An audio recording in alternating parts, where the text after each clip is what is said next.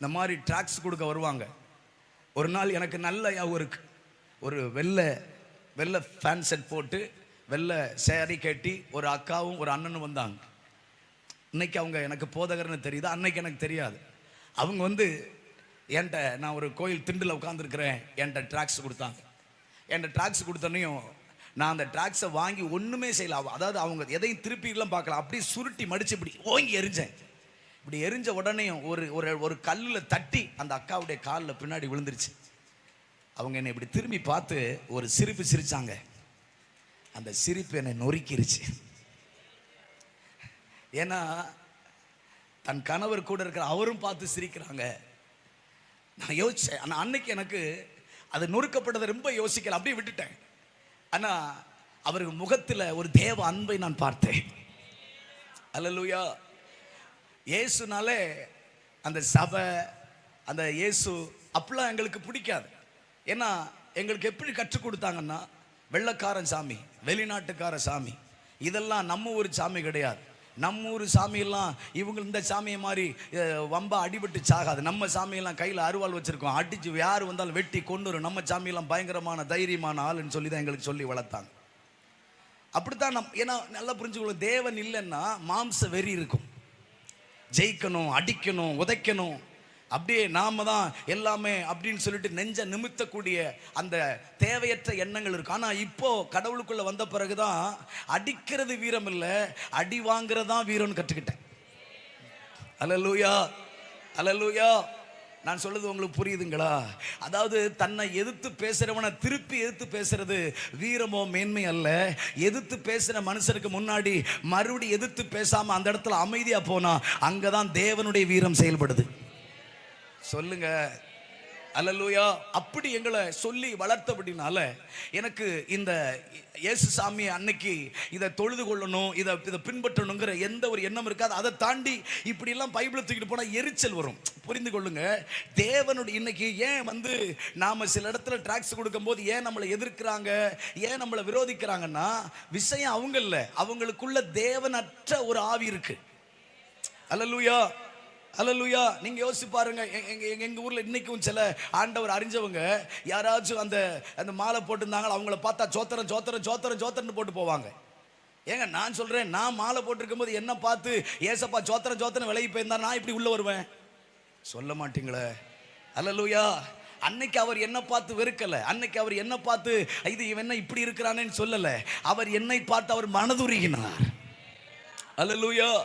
கவுனிங்க, அப்படிதான் என்னுடைய வாழ்க்கை அமைந்திருந்தது. எங்க ஊர்ல ஒரு சபை இருக்கு.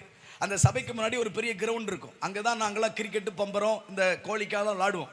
அப்படி விளையாடும் போது என் நண்பன் ஒருத்தன் என் கூட படிக்கிறவன், அவன் சபைக்குள்ள இருந்து கேக்கு, சேவு, டீ, கடுண்டிலாம் இருக்கு இல்லையா, அங்க சபைக்குள்ள இருக்கும்.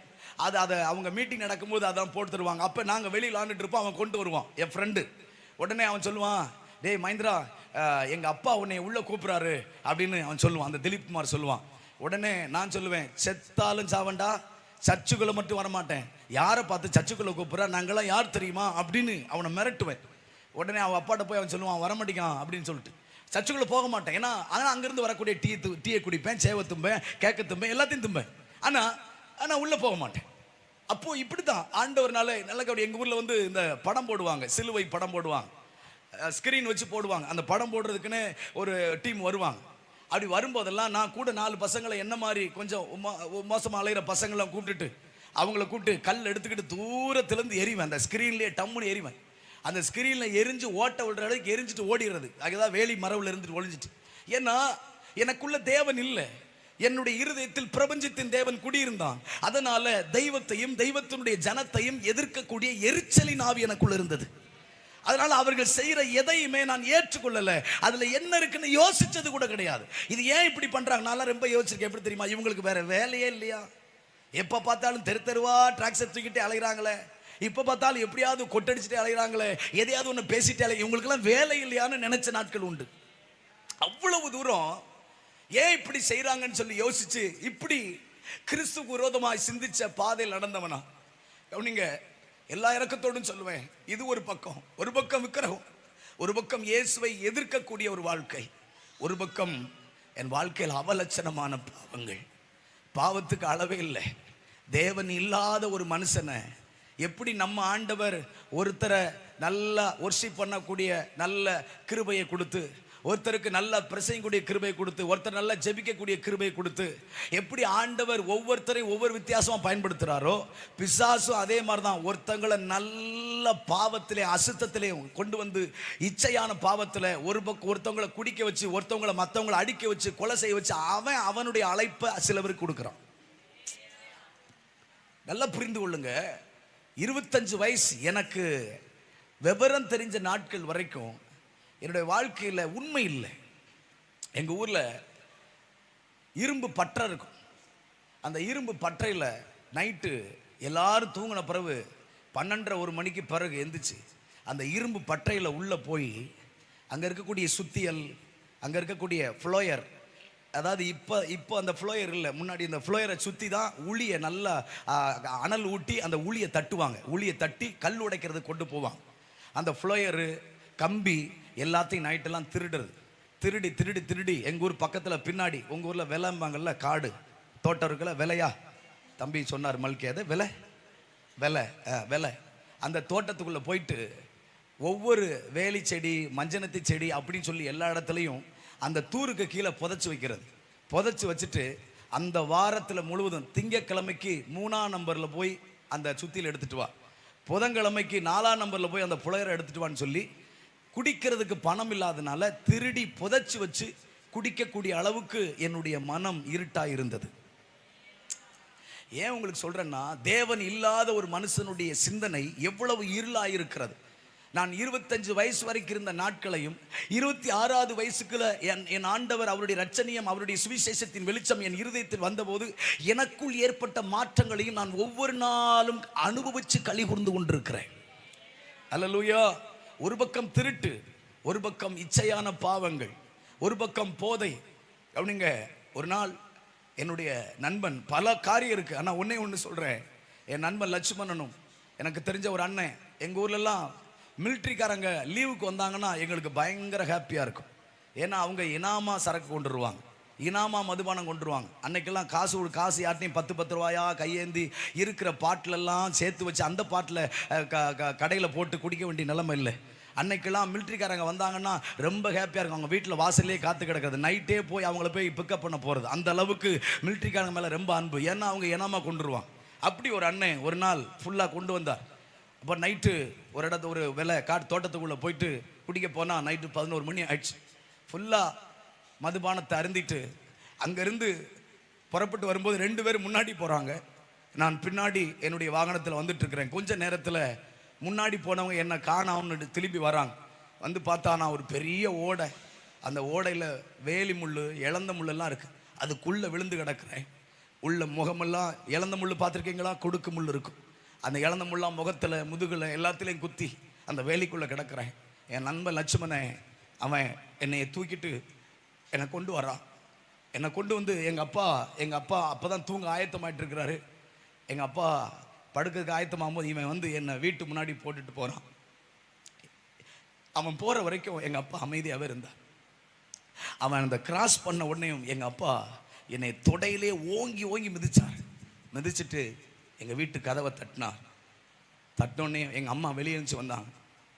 எங்கள் அம்மா பார்த்து சொன்னார், நீ பெத்த திருமகன் எப்படி வந்து படுத்திருக்கான்பான்னு சொல்லி அசிங்கமாக எங்கள் அம்மாட்ட என்னை திட்டி எப்படி கிடக்கிறான் பாருன்னு சொல்லி எங்கள் அம்மாட்ட எங்கள் அப்பா சொல்கிறார். எங்கள் அம்மா சேலை முந்தானி எடுத்து வாயில் வச்சுட்டு அவங்க அழுதுகிட்டே இருந்தாங்க. எங்கள் அப்பா சொன்னார், நீ இவன் கையையும் காலையும் கட்டு, இவனை அம்மிக்குழவை போட்டு, அம்மி அரைப்போம் இல்லையா, அம்மிக்குழவை போட்டு நான் தலையில் போட்டு கொன்னுடுறேன் அப்படின்னு எங்கள் அப்பா பல்ல கடிச்சிட்டு பேசுகிறார்.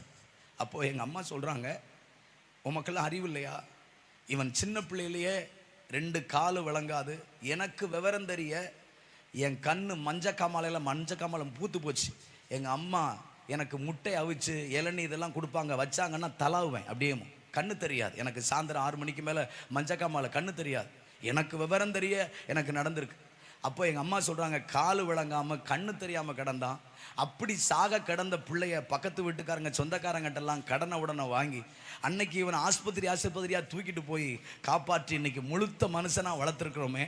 இப்போ போய் இவனை கொல்லணும்னு சொல்கிறே உமக்கெல்லாம் அறிவில்லையா அப்படின்னு எங்கள் அம்மா சொல்கிறாங்க. எங்கள் அப்பா சொன்னார், இவனை கொல்லணும்னு நான் நினைக்கல. நான் தோட்டத்துக்கு காட்டுக்கு வேலைக்கு போயிட்டு வரும்போது ஒரு நாள் கூட நிம்மதியாக தெருவில் நான் கடந்து வந்ததில்லை. எங்கே பார்த்தாலும் உனக்கெல்லாம் இப்படி ஒரு பிள்ளை பிறந்திருக்க, நீ எல்லாம் உயிரோடு இருக்கணுமா, இப்படி ஒரு பிள்ளையை வளர்க்கணுமா அப்படின்னு உன் மகன் அங்கே குடித்தான், அவங்ககிட்ட சண்டை போட்டான், அந்த காரியத்தை செஞ்சான், இந்த காரியத்தை செஞ்சால் வர்ற வழியெல்லாம் என் காதில் எப்போ பார்த்தாலும் உன் பிள்ளை பேச்சுட்டான். இவனால் நமக்கு என்ன பிரயோஜனம் இருக்குது? இவனை இவ்வளோ கஷ்டப்பட்டு வளர்த்ததுனால நமக்கு என்ன லாபம் இருக்குது? இவன் நமக்கு ஒன்றும் சேட்டலும் பரவாயில்ல, இவனை நம்மளை ரொம்ப கேவலப்படுத்துறான்னு சொல்லி எங்கள் அப்பா எங்கள் அம்மாட்ட பயங்கரமாக சண்டை போடுறார். எங்கள் அம்மா எனக்கும் எங்கள் அப்பாவுக்கும் நடுவில் இருந்து போராடி என்னை காப்பாற்றுறாங்க. அது மட்டும் இல்லை, எங்கள் அம்மா அப்பா நான் இருக்கக்கூடாதுன்னு நினைக்கிற அளவுக்கு அவங்கள வேதனையாய் நடத்தினேன். எத்தனையோ இரவுகள் எங்கள் அம்மா தூங்காத நாட்கள் உண்டு. எங்கள் அம்மா எங்களுடைய அண்ணனுக்கு எல்லாத்துக்கும் ஃபோன் போட்டு மகேந்திரன் படுத்தானடா, ஏன்னா யார் வீட்டு மாடியிலையாவது கிடப்பேன், யார் வீட்டு எங்கேயாவது கிடப்பேன் குடிச்சிட்டு. அப்படியே அந்த அவனை அடக்க ஒருவனாலும் கூடாது இருந்ததுன்னு வேதத்தில் வாசிக்கிறோம் பாருங்க. அவன் கல்லறையில் தன் சரீரத்தை கீறி கொண்டிருந்தான். அவன் சங்கிலிகளால் கட்டக்கூடாத மாதிரி அம்மா அப்பாவுக்கு கட்டுப்படலை. என்னையவே நான் கெடுத்து கொண்டிருந்தேன். என் சரீரத்தில் மதுபானத்தினால் தேவையற்ற பாவத்தினால் என்னை கெடுத்து கொண்டிருந்தேன். என்னை யாராலையும் அடக்கவே முடியல. அதனால இஷ்டத்துக்கு மானாவரியா தாறுமாறாய் ஓடுகிற பெண்ணோட்டகத்தை போல என் வாழ்க்கை இருந்தேன். காற்றை விட்டுக்கொள்கிற காட்டுக்கழுதையை போல இருந்தேன். அப்படிதான் என் வாழ்க்கை ரொம்ப அசுத்தமா இருந்தது. அப்போ இப்படி போயிட்டு இருக்க நாட்களில் எங்க ஊர்லயும் நீங்க இப்பவும் 2013 வருஷம் நக்கீரன் புஸ்தகத்தை நீங்க வாங்கி பாருங்க. 2013 வருஷத்துல மர்மமான முறையில் வாலிபர்கள் மரித்து கொண்டிருக்கிற கிராமம் சொல்லி எங்க கிராமத்தை குறித்து நக்கீரன் பேப்பர்ல போட்டிருக்காங்க. ஏன்னா என்னுடைய வயசுல அன்னைக்கு அந்த 20 to 25 வயசு அந்த 30 வயசுக்குள்ள இருக்கிற நிறைய பேர் அந்த ஒன்று போல செத்துக்கிட்டே இருந்தாங்க. எனக்கு தெரிஞ்ச என் கூட படித்தவங்க, ஏன் சோட்டு உள்ளவங்கெல்லாம், ஒருத்தெல்லாம் காத்தாடி லீஃப் வண்டியில் 4 சக்கரம் இருக்கும், அதில் விழுந்துட்டான். அவனெல்லாம் கூட்டி தான் அழுனாங்க. அவனுக்கு தலையது கையதுன்னு தெரியல, அப்படி அவன் நசுங்கி போனான். கூட்டி தான் அழுனாங்க. அவன் பேர் முத்துக்குமார். அது மட்டும் இல்லை, போஸ், பழனி, கருப்புசாமி, லட்சுமணன், இப்படி பல வாலிபர்கள் என்னை போல நிறைய பேர் ஒன்று போல செத்துக்கிட்டே வந்தாங்க. அதனால எங்க ஊர்ல ஒரு பயம் வந்துருச்சு. ஏதோ ஒரு அசுத்த சக்தி ஊருக்குள்ள புகுந்துருச்சு, அதனால வாலிபர்களை பூரா கொண்டுகிட்டே இருக்குது அப்படின்னு சொல்லி எங்க ஊர்ல இருக்கிற அந்த நாட்டாம அந்த எல்லாருமே அந்த தர்மகத்தா எல்லாருமே முடிவெடுத்து வீட்டுக்கு வீட்டு வரி போட்டு ஆந்திராவில இருந்து மந்திரவாதிகளை கூப்பிட்டு வந்து இந்த அசுத்த சக்தியை விரட்டணும், வாலிபர்களுக்கெல்லாம் ஒரு பூஜை பண்ணணும் அப்படின்னு சொல்லிட்டு எங்க ஊர்ல எல்லாரையும் கூட்டி அந்த காரியத்தை செஞ்சாங்க. அதில் முதல் வரிசையில் உட்காந்துருந்தேன். என் கையில் கொடுத்து தான் அந்த கலயம், அதாவது மண் கலயம் சொல்லுவாங்க, மண்பானைன்னு சொல்லுவாங்க. அந்த கலயத்தில் உள்ள இடத்தையோ போட்டு அந்த நெல் உமி இதெல்லாம் போட்டு செஞ்சு என்னத்தையோ பண்ணாங்க. அதை என் கையில் கொடுத்து என்ன மாதிரி இருக்கிற பசங்களை கையில் கொண்டு வந்து எங்களெல்லாம் சுற்றி பண்ணி தெருவுக்கு தெருவு புதைக்க வச்சாங்க. ஏன் இதை உங்களுக்கு சொல்கிறேன்னா, ஒரு பக்கம் அம்மா அப்பா இவன் இருக்கவே கூடாது அப்படிங்கிற அளவுக்கு என்னுடைய வாழ்க்கை குறித்து வேதனைப்பட்ட ஒரு சூழ்நிலை.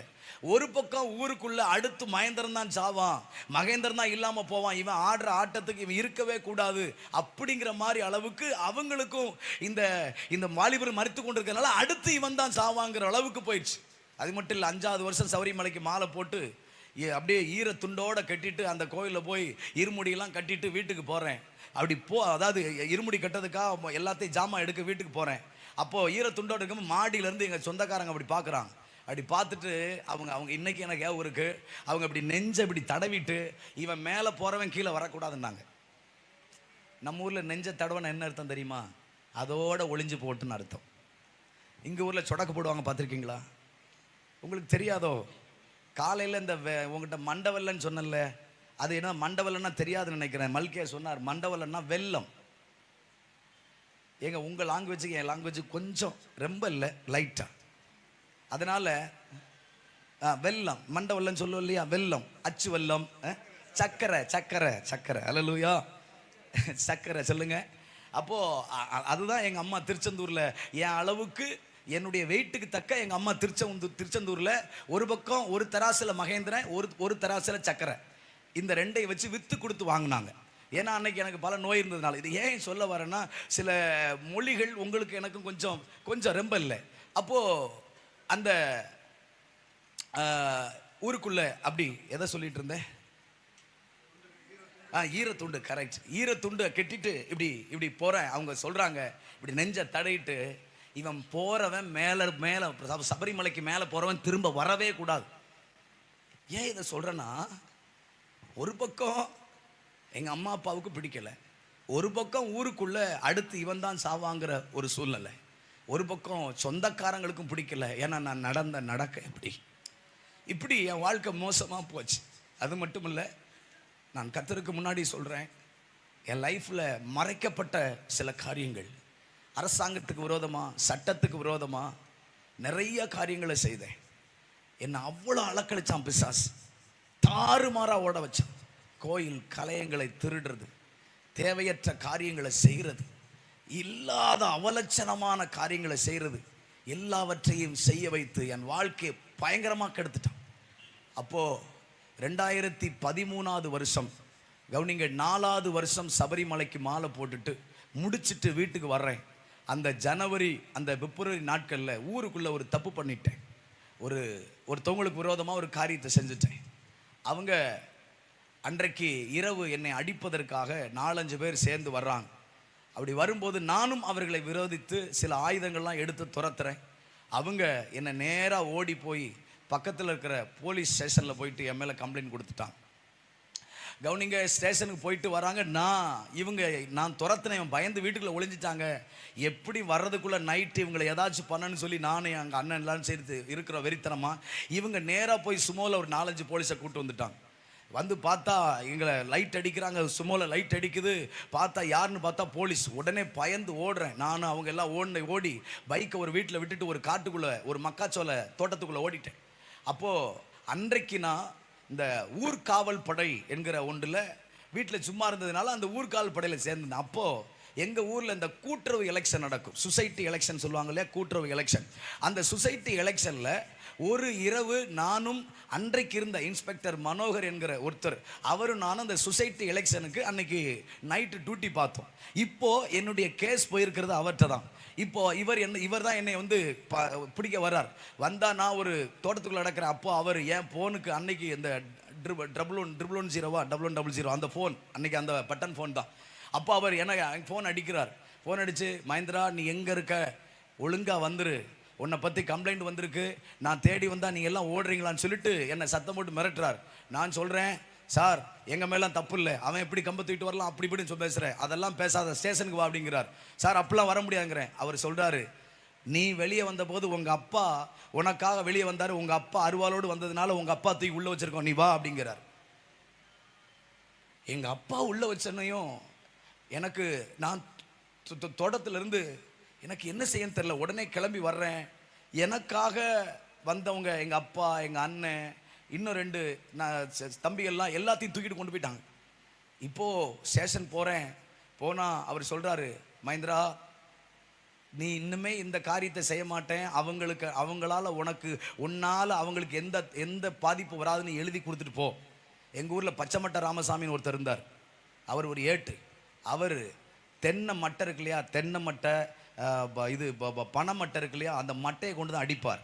அடித்தா வெள்ளூரியாக உரிச்சிருவார், அந்த அளவுக்கு அடிக்கிறார். அவர்கிட்ட ஒரு குறிப்பிட்ட பணத்தை கொடுத்து, இந்த மகேந்திரனை முழங்கால் கீழே ஒடிச்சு விட்டுருங்க, இவன் ஆட்டம் ஓவராக இருக்குது, இவன் காலக்கையை ஒடிச்சு போட்டால் தான் இவன் திருந்துவான்னு சொல்லி எதிர்ப்பாளர் எனக்கு எதிர்த்து நின்றவங்க போய் அவங்க அப்படி சொல்லியிருக்கிறாங்க. அதனால் இவர் என்னை கூப்பிட்டு சொல்கிறாரு, மகேந்திரா உன்னை குறித்து பச்சைமட்டை ராமசாமிகிட்ட காசை கொடுத்து பேசியிருக்கிறாங்க, நீ ஒழுக்கமாக நீ எழுதி கொடுத்துட்டு போயிரு, நீ என் கூட டூட்டி பார்த்த முகத்தாச்சனைக்காக உன்னை நான் மேலே கை போடாமல் நான் அமைதியாக இருக்கிறேன்னு சொல்லி என்கிட்ட சொல்கிறார். அப்படி சொல்லிட்டு இருக்கும்போது எங்கள் அப்பாவும் சொல்கிறாரு, என்னை அந்த போலீஸ்காரர் மிதிச்சிட்டாரா அப்படின்னு எங்கள் அப்பா அழுகிறார். எங்கள் அப்பாவை போலீஸ்கார் மிதிச்சிட்டாங்க. இப்போது இவர் இப்படி சொல்கிறார். உடனே எதையும் யோசிக்கலை, அவங்க தேவையில்லாத காரியத்தில் எழுதியிருந்தாங்க, எல்லாத்தையும் படித்தேன். நான் எதையும் வாக்குவாதம் பண்ணலை, எழுதிட்டு கையெழுத்து போட்டுட்டு வந்துட்டேன். நைட்டெல்லாம் ஃபுல் தண்ணி. இப்போ காலையில் எழுந்திரிச்சா ஊருக்குள்ளே ஒரே பேச்சு, ஐயோ இப்படி மகேந்திர நைட்டெல்லாம் கொலை விழுந்திருக்கும் அப்படி இப்படின்னு பேசுகிற அளவுக்கு. காலையில் அவங்க அப்பா அடிச்சிட்டாங்களான்னு சொன்னோன்னே எனக்கு பெரிய அவமானமாக போச்சு. உடனே அன்னைக்கு ஒரு பைக் ஒன்று வச்சுருந்தேன். என்ன யோசிச்சேன்னு தெரில, நேராக கோயில்பேட்டிலேருந்து பைக்கிலே மெட்ராஸ் போயிட்டேன். பைக்கிலே மெட்ராஸ் சென்னைக்கு பைக்கிலே போயிட்டேன். போயிட்டு அங்கே ஒரு 6 மாதம் இருந்தேன். அப்பையில் 2013 ஆகஸ்ட் 15 நைட்டு எனக்கு ஒன்று ஃபோன் வருது. உன்னுடைய ஃப்ரெண்டு லட்சுமணன் திருப்பூர் காங்கேயம் பக்கத்தில் அவன் ஆக்சிடெண்ட்டில் இறந்துட்டான்னு. நேராக அங்கேருந்து கிளம்பி போகிறேன். அவன் ஒரு மார்ஜரியில் நல்ல ஹைட்டு மார்ஜரியில் கிடக்கிறான். உடம்பெல்லாம் வீங்கி அப்படியே செத்து கிடக்கிறான். அப்போது எங்கள் ஊருக்காரங்கெல்லாம் வராங்க. காலையில் அந்த ரைட்டர் அந்த ஏட்டையை என்னை கூப்பிட்டு அவனுடைய பர்ஸு, அவனுடைய ஃபோனு, அவனுடைய எல்லா கர்ச்சிப் எல்லாத்தையும் எடுத்து என்கிட்ட ஒரு கவரில் வச்சு கொடுக்குறார். அன்னைக்கு இருந்த பட்டன் ஃபோனில் பேட்டரியை மறுபடியும் மாட்டி சிம் கார்டை போடுறேன். அந்த சிம் கார்டை போட்ட உடனே ஒரு ஃபோன் வருது. அந்த ஃபோனில் ஒரே சத்தம், அழுகிற சத்தம் கேட்குது. உடனே எனக்கு ஏற்கனவே ரைட்டர் ஏட்டையா சொல்லியிருந்தார், இவன் அதிகாலையில் வண்டி ஓட்டும் போது ஃபோன் பேசிகிட்டே போயிருக்கிறான். அப்பையில் தண்ணி குடிச்சிட்டு தூக்கம் வருதுன்னு தண்ணியை முகத்தில் ஊற்றிருக்கிறான். ஏன்னா அந்த காருக்குள்ளே தண்ணி கேன் மூடி திறந்து தண்ணி கேன் பாதி தண்ணியோடு உள்ளே கிடந்திருக்கு. அதோட ஃபோனும் பேசியிருக்கிறான்னு சொன்ன உடனே எனக்கு பயங்கர கோபம். என் மாப்பிள்ளைய, என்னுடைய ஃப்ரெண்டு லட்சுமணன் சொன்ன பார்த்தீங்களா, அவன் என்னுடைய மாப்பிள்ளைய ஃபோன் பேசி யாரோ ஃபோனில் தான் அவங்க பேசி இவனை வண்டி ஓட்டும் போது கொண்டுட்டாங்கன்னு சொல்லிட்டு எனக்கு வெறியில் அந்த ஃபோன் வந்த உடனே அந்த ஃபோனில் பேசுகிற அந்த சிஸ்டரை கண்டமானை திட்டுறேன். நீ தான் என் மாப்பிள்ளையை கொண்டுட்டேன். ஆனால் அவங்க ஃபோன் போட கட் பண்ணி விடுறேன். அதுக்கப்புறம் அவனுக்காக மாலை வாங்குறதுக்கு போகிறேன். அப்போது அந்த ஃபோன் மறுபடியும் வந்துச்சு. நான் சொன்னேன், நீ யாருன்னு எனக்கு தெரியாது, ஆனால் மறுபடியும் பேசாத, நான் உன்னை ரொம்ப தூசணமாக திட்ட வேண்டியிருக்குன்னு சொல்லி அன்னைக்குள்ள படி பேசினேன். அப்போது அந்த ஃபோனில் இருக்கிற அந்த பெண் சொன்னிச்சு, அண்ணே ஒரு நிமிஷம் என் பேச்சை கேளுங்க, பேசுகிறது நீங்கள் மகேந்திரன் தானேன்னு கேட்டுச்சு. எனக்கு தூக்கி வாரி போட்டுச்சு. எப்படா என்ன தெரியும் அப்படின்னு சொன்னோன்னையும் கொஞ்ச நேரம் அமைதியாக இருந்தேன். அது சொன்னிச்சு, அண்ணே நீங்கள் மெட்ராஸில் இருக்கிற காலத்தில் நானும் மாமா லட்சுமணனும் திருமணம் முடிச்சிடனே, நாங்கள் 2 பேரும் நாங்கள் காதல் கல்யாணம் பண்ணதுனால உங்களுக்கு யாருக்குமே சொல்லலைண்ணே, அவங்க வீட்டுக்கு மட்டும் எங்கள் வீட்டுக்கு மட்டும் தான் தெரியும், நீங்கள் சென்னை போயிட்டீங்க என்ன அப்படின்னு சொல்லி எங்கள் மாமாவுக்கு என்னாச்சுன்னு சொல்லிட்டு ஓன்னு அழுகுது. எனக்கு என்ன பண்ணன்னு தெரில. அப்படி அந்த ஃபோனில் பேசின பெண்ணு தான் ஜெனிஃபர். ஏன் இந்த காரியத்தை இவ்வளோ தூரம் சொன்னேன்னா, எனக்கு முதலாக தேவனுடைய சுவிசேஷம் என் இருதயத்துக்குள் போகும்படி எனக்கு முதலாக அந்த 2013 வருஷம் ஆகஸ்ட் 15 அந்த ஃபோனில் பேசின என் தங்கச்சி மூலியமாக தான் இந்த இயேசுவை நான் கேள்விப்பட்டேன். கவுனிங்க, மறுநாள் வந்து அவனுக்கான எல்லா காரியத்தையும் முடிக்கிறோம். அப்போது அந்த நாட்கள்லேருந்து என் தங்கச்சி, அந்த நாட்களில், அதாவது என் தங்கச்சின்னா அந்த ஜெனிஃபர் வந்து என்னுடைய தூர இங்கே பக்கத்தில் களக்காடு பக்கத்தில் அவங்க ஊர். அவங்களுடைய டோட்டல் ஃபேமிலி பாம்பேயில் செட்டில் ஆகிட்டாங்க. அவங்க அன்னைக்கு என்கிட்ட அதுக்கப்புறம் என் தங்கச்சி என்கிட்ட பேசுகிறாங்க. அன்னைக்கு அவங்க வயிற்றில் 1.5 மாதம் என் மாப்பிள்ளை இறக்கும்போது அவங்களுக்கு வயிற்றில் ட்வின்ஸ், 2 பிள்ளைங்க. என் மாப்பிள்ளை இறந்துட்டான். இந்த நாட்களில் தான் என் தங்கச்சி ஆண்டவரை பற்றி சொல்கிறா. அந்த 6 மாதத்துலேயும் அவள் எனக்கு ஒவ்வொரு முறையும் சொல்லுவாள், அண்ணே ஏசு நல்லவர்னே, ஏசு பெரியவர்னே, உங்களுக்காக நாங்கள் நிறைய ஜெபிக்கிறேனே, மாமாவும் நீங்களும் அலைஞ்ச காரியம் எல்லாத்தையும் சொன்னார்னே அப்படின்னு சொல்லி நிறைய இயேசு பற்றி சொல்லுவாள். ஆனால் ஒரு நாள் நான் அந்த நாட்களில் கும்பிடக்கூடிய மார்க்கத்தை குறித்து தப்பாகவே சொல்ல மாட்டான். அதை தப்பாக பேசுவோம். நானாலும் இன்னைக்கு கண்டமானி கோவத்தில் திட்டுவேன் அந்த விக்கிரகத்தின் கிரியைகள் எல்லாம். ஆனால் அவள் ஒரு நாளும் நான் கும்பிட்ற அந்த மார்க்கத்தை தப்பாகவே சொல்ல மாட்டான். ஆனால் ஏசு நல்லவர்னே, ஏசு அன்புள்ளவர்னே அப்படின்னு சொல்லிக்கிட்டே இருப்பாள். அவள் அப்படி இருக்கும்போது அவள் சொல்லுவாள், அண்ணே உங்களுக்கு என்னைக்காவது ஒரு நாள் பயங்கரமான தாளாத துக்கம் இருந்துச்சுன்னா, ஒரே ஒரு நாள் அந்த மாதிரி சூழ்நிலை வந்துச்சுன்னா, ஒரு முறை நீங்கள் இயேசுவை கூப்பிட்டு பாருங்கண்ணேன்னு என் தங்கச்சி அடிக்கொருக்க சொல்லுவாள். எனக்கெல்லாம் அப்படி ஒன்றும் வராது, எங்கள் சாமியெல்லாம் அப்படி ஒன்றும் எனக்கு விடாதுன்னு சொல்லிட்டு ரொம்ப பேசுவேன். இப்போ 2014 வருஷத்தில் இந்த 2013 வருஷம் இந்த நவம்பர் டிசம்பரில் மாலை போடுறேன்.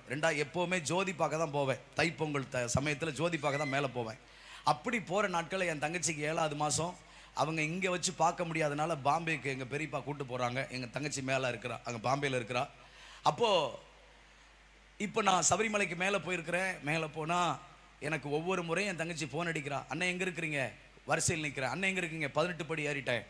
என்றைக்குமே அதிகாலையில் அந்த 3 மணிக்கு என் தங்கச்சி ஃபோன் அடித்ததே இல்லை. ஆனால் இப்போ திடீர்னு வித்தியாசமாக ஃபோன் அடிக்கிறா. அடிச்சுட்டே இருந்தோன்னையும் நான் மறுபடியும் சொல்கிறேன், இங்கே இருக்கேன் அங்கே இருக்கேன்னு சொல்லிட்டு. அப்போது கரெக்டாக ஒரு 5:55 அந்த மாதிரி சமயம் இருக்கும். ஃபோன் கட் ஆகிடுச்சு. இப்படி கட்டான உடனேயும் எனக்கு கட்டான உடனே அந்த இடத்துல இந்த நெய்யை வாங்குறதுக்காக காத்துட்டு இருந்ததுனால வாங்கிட்டு வந்தேன். அதை கட்டான ஒரு படபடப்பு இருந்துச்சு, அது என்னன்னு தெரியல. உடனே மறுபடியும் ஃபோன் அடிக்கிறேன். என் தங்கச்சி ஃபோன் சுவிட்ச் ஆஃபில் இருக்குது.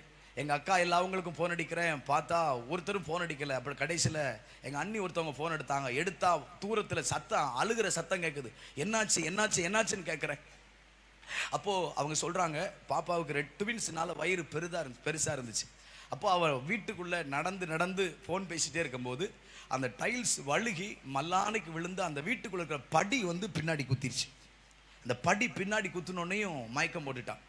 அப்போது அவங்க அந்த அதிகாலை நேரமாக இருந்ததுனால அவங்களுக்கு அது என்ன செய்யணும்னு தெரியல. அவங்க பார்க்குறாங்க, இது என்ன பண்ணுன்னு தெரியாமல் கொஞ்ச நேரம் நின்று அழுதுகிட்டே இருக்கிறாங்க. பாப்பான்னு தட்டி எழுப்பிட்டு இருக்கிறாங்க. உடனே என்கிட்ட அவங்க சொன்ன உடனேயும் நான் நேராக ஃபோனை கட் பண்ணிவிட்டு, நான் அன்னைக்கு கும்பிடுற மார்க்கத்தில் அந்த சன்னிதானத்துக்கு முன்னாடி எள்ளு போட்டால் கீழே விழாது, அவ்வளோ கூட்டம் இருக்கும். நான் அதுக்கு பின்னாடி போயிட்டு சாஷ்டாங்கமாக விழுந்து அழுகிறேன். அழுதுட்டு நான் சொல்கிறேன், நீ தான் ரொம்ப பெரிய கடவுள், நீ தான் ரொம்ப பெரிய ஆள் சொல்லிட்டு அந்த சபரிமலையில் இருந்துட்டு பேசுகிறேன். நான் இது வரைக்கும் 5 வருஷம் பெருவழி நடந்து வந்திருக்கிறேன்.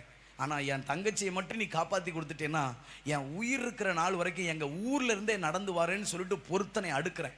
ஏன் இந்த அளவுக்கு நான் பேசுகிறேன்னா, என் தங்கச்சி ஃபோனில் அவள் அங்கேருந்து ஃபோன் பண்ணாலே சிகரெட்டு குடிச்சிட்டு இருக்க நானும் எடுத்து பின்னாடி வைப்பேன். அந்த அளவுக்கு அவளுடைய வார்த்தை எனக்குள்ள ஏதோ ஒன்று செஞ்சுருக்குங்கிறத நான் உணர்ந்தேன். உங்களுக்கு புரியல? தேவனை அறிந்த ஜனத்தினுடைய வார்த்தைகளுக்கு ஒரு வல்லமை உண்டு. அல்லேலூயா. நீங்கள் அதை உணர்றீங்களோன்னு தெரியாது. நீங்கள் பஸ்ஸில் உட்காந்து போகும்போதோ இல்லை ஏதோ ஒரு இடத்துல இருக்கும்போது சம்பந்தமே இல்லாமல் சிலர் தங்கள் குடும்பத்து காரியத்தை உங்கள்கிட்ட கொட்டுவாங்க. பார்த்துருக்கீங்களா? அது ஏன்னு தெரியுமா? நமக்குள்ள இருக்கிற அவர்களுக்கும் தகப்பனாக இருக்கிற தேவன்ட்டு அவங்களுக்கு ஒரு ஆறுதல் கிடைக்குன்னு ஒரு நம்பிக்கை அவங்களுக்கு அறியாமலே உண்டாகுது. அதுதான் அந்த தேவ பிரசனத்தின் வல்லமை. என் தங்கச்சி பேசும்போதெல்லாம் தப்பு பாவன்னு சொன்னால் சரின்னு கேட்பேன். எங்கள் அம்மா அப்பா சொன்னால் கூட போங்க அப்படின்னு சொல்லிட்டு அவங்கள எதிர்ப்பேன். ஏன்னா எங்கள் அப்பா ஏன் நான் குடிச்சிருக்கும் போது கள்ளத்துக்கு போடுறேன்னு சொன்னால் தெரியுமா? நான் முழிச்சிருந்தானே என்னை ஒன்றும் செய்ய முடியாது. முழிச்சிருந்தா நான் மல்லு கட்டிடுவேன். ஏன்னா எங்கள் அப்பாவை அடித்து எங்கள் அம்மாவை அடித்து வீட்டை விட்டு விரட்டி முடியெல்லாம் அப்படி பிடிச்சி சுற்றி தள்ளியிருக்கேன். எங்கள் அம்மாவை எத்தனையோ நாள் அழுதுருக்காங்க எனக்காக. அப்படிதான் என் வாழ்க்கை. அப்போது என் தங்கச்சி காப்பாற்றி கொடுங்கன்னு சொல்லிட்டு அவளை என் தங்கச்சியை கண்ணை முழிங்கன்னு சொல்லிட்டு அன்னைக்கு நான் வேண்டுறேன். போலீஸ்கார் தொடையிலே அடிக்கிறார். ஏன்னா அங்கே ரொம்ப நேரம் கும்பிட முடியாது. உங்களுக்கு ஒன்று தெரியுமாம்மா? நான் ஒன்று சொல்லட்டுமா உங்களுக்கு? 60 நாள் மாலை போட்டு விரதம் இருந்து போய் அந்த நெய்யை சுமந்துட்டு போகும்போது அவ்வளவு மலையெல்லாம் ஏறி போய் அந்த நெய்யை சுமந்துட்டு அந்த 18 படி ஏறி அந்த அந்த அந்த அந்த அந்த அந்த அந்த அந்த அந்த தங்கத்தில் இருக்கிற அந்த ஒன்றுமில்லாத அந்த ஒன்றை இப்படி பார்க்கறதுக்கு 2 செகண்ட் கூட 60 நாள் விரதம் இருந்ததுக்கு பார்க்க முடியாது. பின்னாடி இருக்கிற சாமி முன்னாடி தள்ளும், முன்னாடி இருக்கிற போலீஸ் இழுத்துருவாங்க. ஏன் உங்களுக்கு சொல்கிறேன் தெரியுமா? அவ்வளோ கால்நடையாக நடந்து விரதம் இருந்து அவ்வளோ தூரம் மலையெல்லாம் தாண்டி போனாலும் 2-3 செகண்டு அந்த ஒன்றும் இல்லாத விஷயத்தை பார்க்க முடியாது. ஆனால் குப்பமேட்டில் கடந்தாலும் யாருமே கூட இல்லாட்டிலும் அப்பா இயேசுவேன்னு கூப்பிட்டா அடுத்த கணம் இருக்கிற இடத்துக்கு வருகிற தெய்வம் தாங்க நம்ம தெய்வம். அல்லேலூயா. நான் எப்படி உணர்ந்திருக்கேன் தெரியுமா? 5 வருஷத்துல கொஞ்ச நேரம் பார்க்க முடியாது. ஆனால் ரட்சிப்பின் பாதையில் நடக்கும்போது எந்த இடத்துல இருந்தாலும் எந்த நேரத்திலும் எந்த சூழ்நிலையிலும் நான் கூப்பிட்டா என்னை தேடி கட்டி அணைத்து என் உடம்பெல்லாம் புல்லரித்து இதோ புத்தி கெட்டாத ஒரு சமாதானத்தை என் இருதயத்தில் அருளி நான் இருக்கிறேன் என்று சொல்லி, என் பிள்ளை என்று சொல்லி, நான் உனக்கு தகப்பன் என்று சொல்லி நம்மை தேற்றுகிறவர் நம் தேவனாகிய கர்த்தர். அல்லேலூயா. இவ்வளவு சமீபமாய் அவரை கண்ட நெருங்கின ஒரு ஜனம் நாம். நமக்கு இவ்வளவு சமீபமாக இருக்கிறார் அவர். அல்லேலூயா, அல்லேலூயா. நீங்க அதெல்லாம் அனுபவிச்சு பாருங்க, அந்த ரட்சணிய சந்தோஷத்தை. அதெல்லாம் சாதாரணமானது அல்ல. ஆமென். அல்லேலூயா. அந்த ரட்சணிய சந்தோஷம் பாருங்க.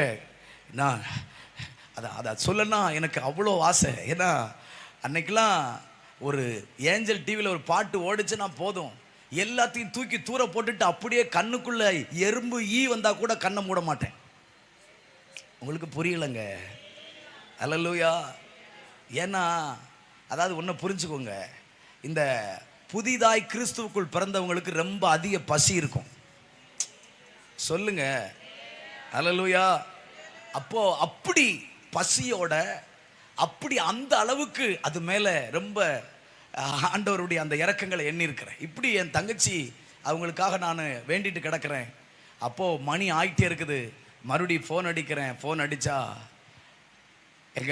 மறுபடியும் எங்கள் அக்கா ஃபோன் எடுத்துட்டு, தம்பி தங்கச்சி நம்மளை விட்டு போயிட்டா, ஹாஸ்பிட்டலுக்கு கொண்டு போனோம், அவள் விழுந்த உடனே இப்படி ஆயிடுச்சுன்னு சொல்லிட்டு தங்கச்சியுடைய பிள்ளையாவது காப்பாற்றலான்னு பார்த்தோம், ரொம்ப தாமதமாக கொண்டு போனதுனால அவங்க காப்பாற்ற முடியாதுன்னு சொல்லிட்டாங்கன்னு சொல்லி எங்கள் அக்கா அண்ணி எல்லாருமே அழுகிறாங்க.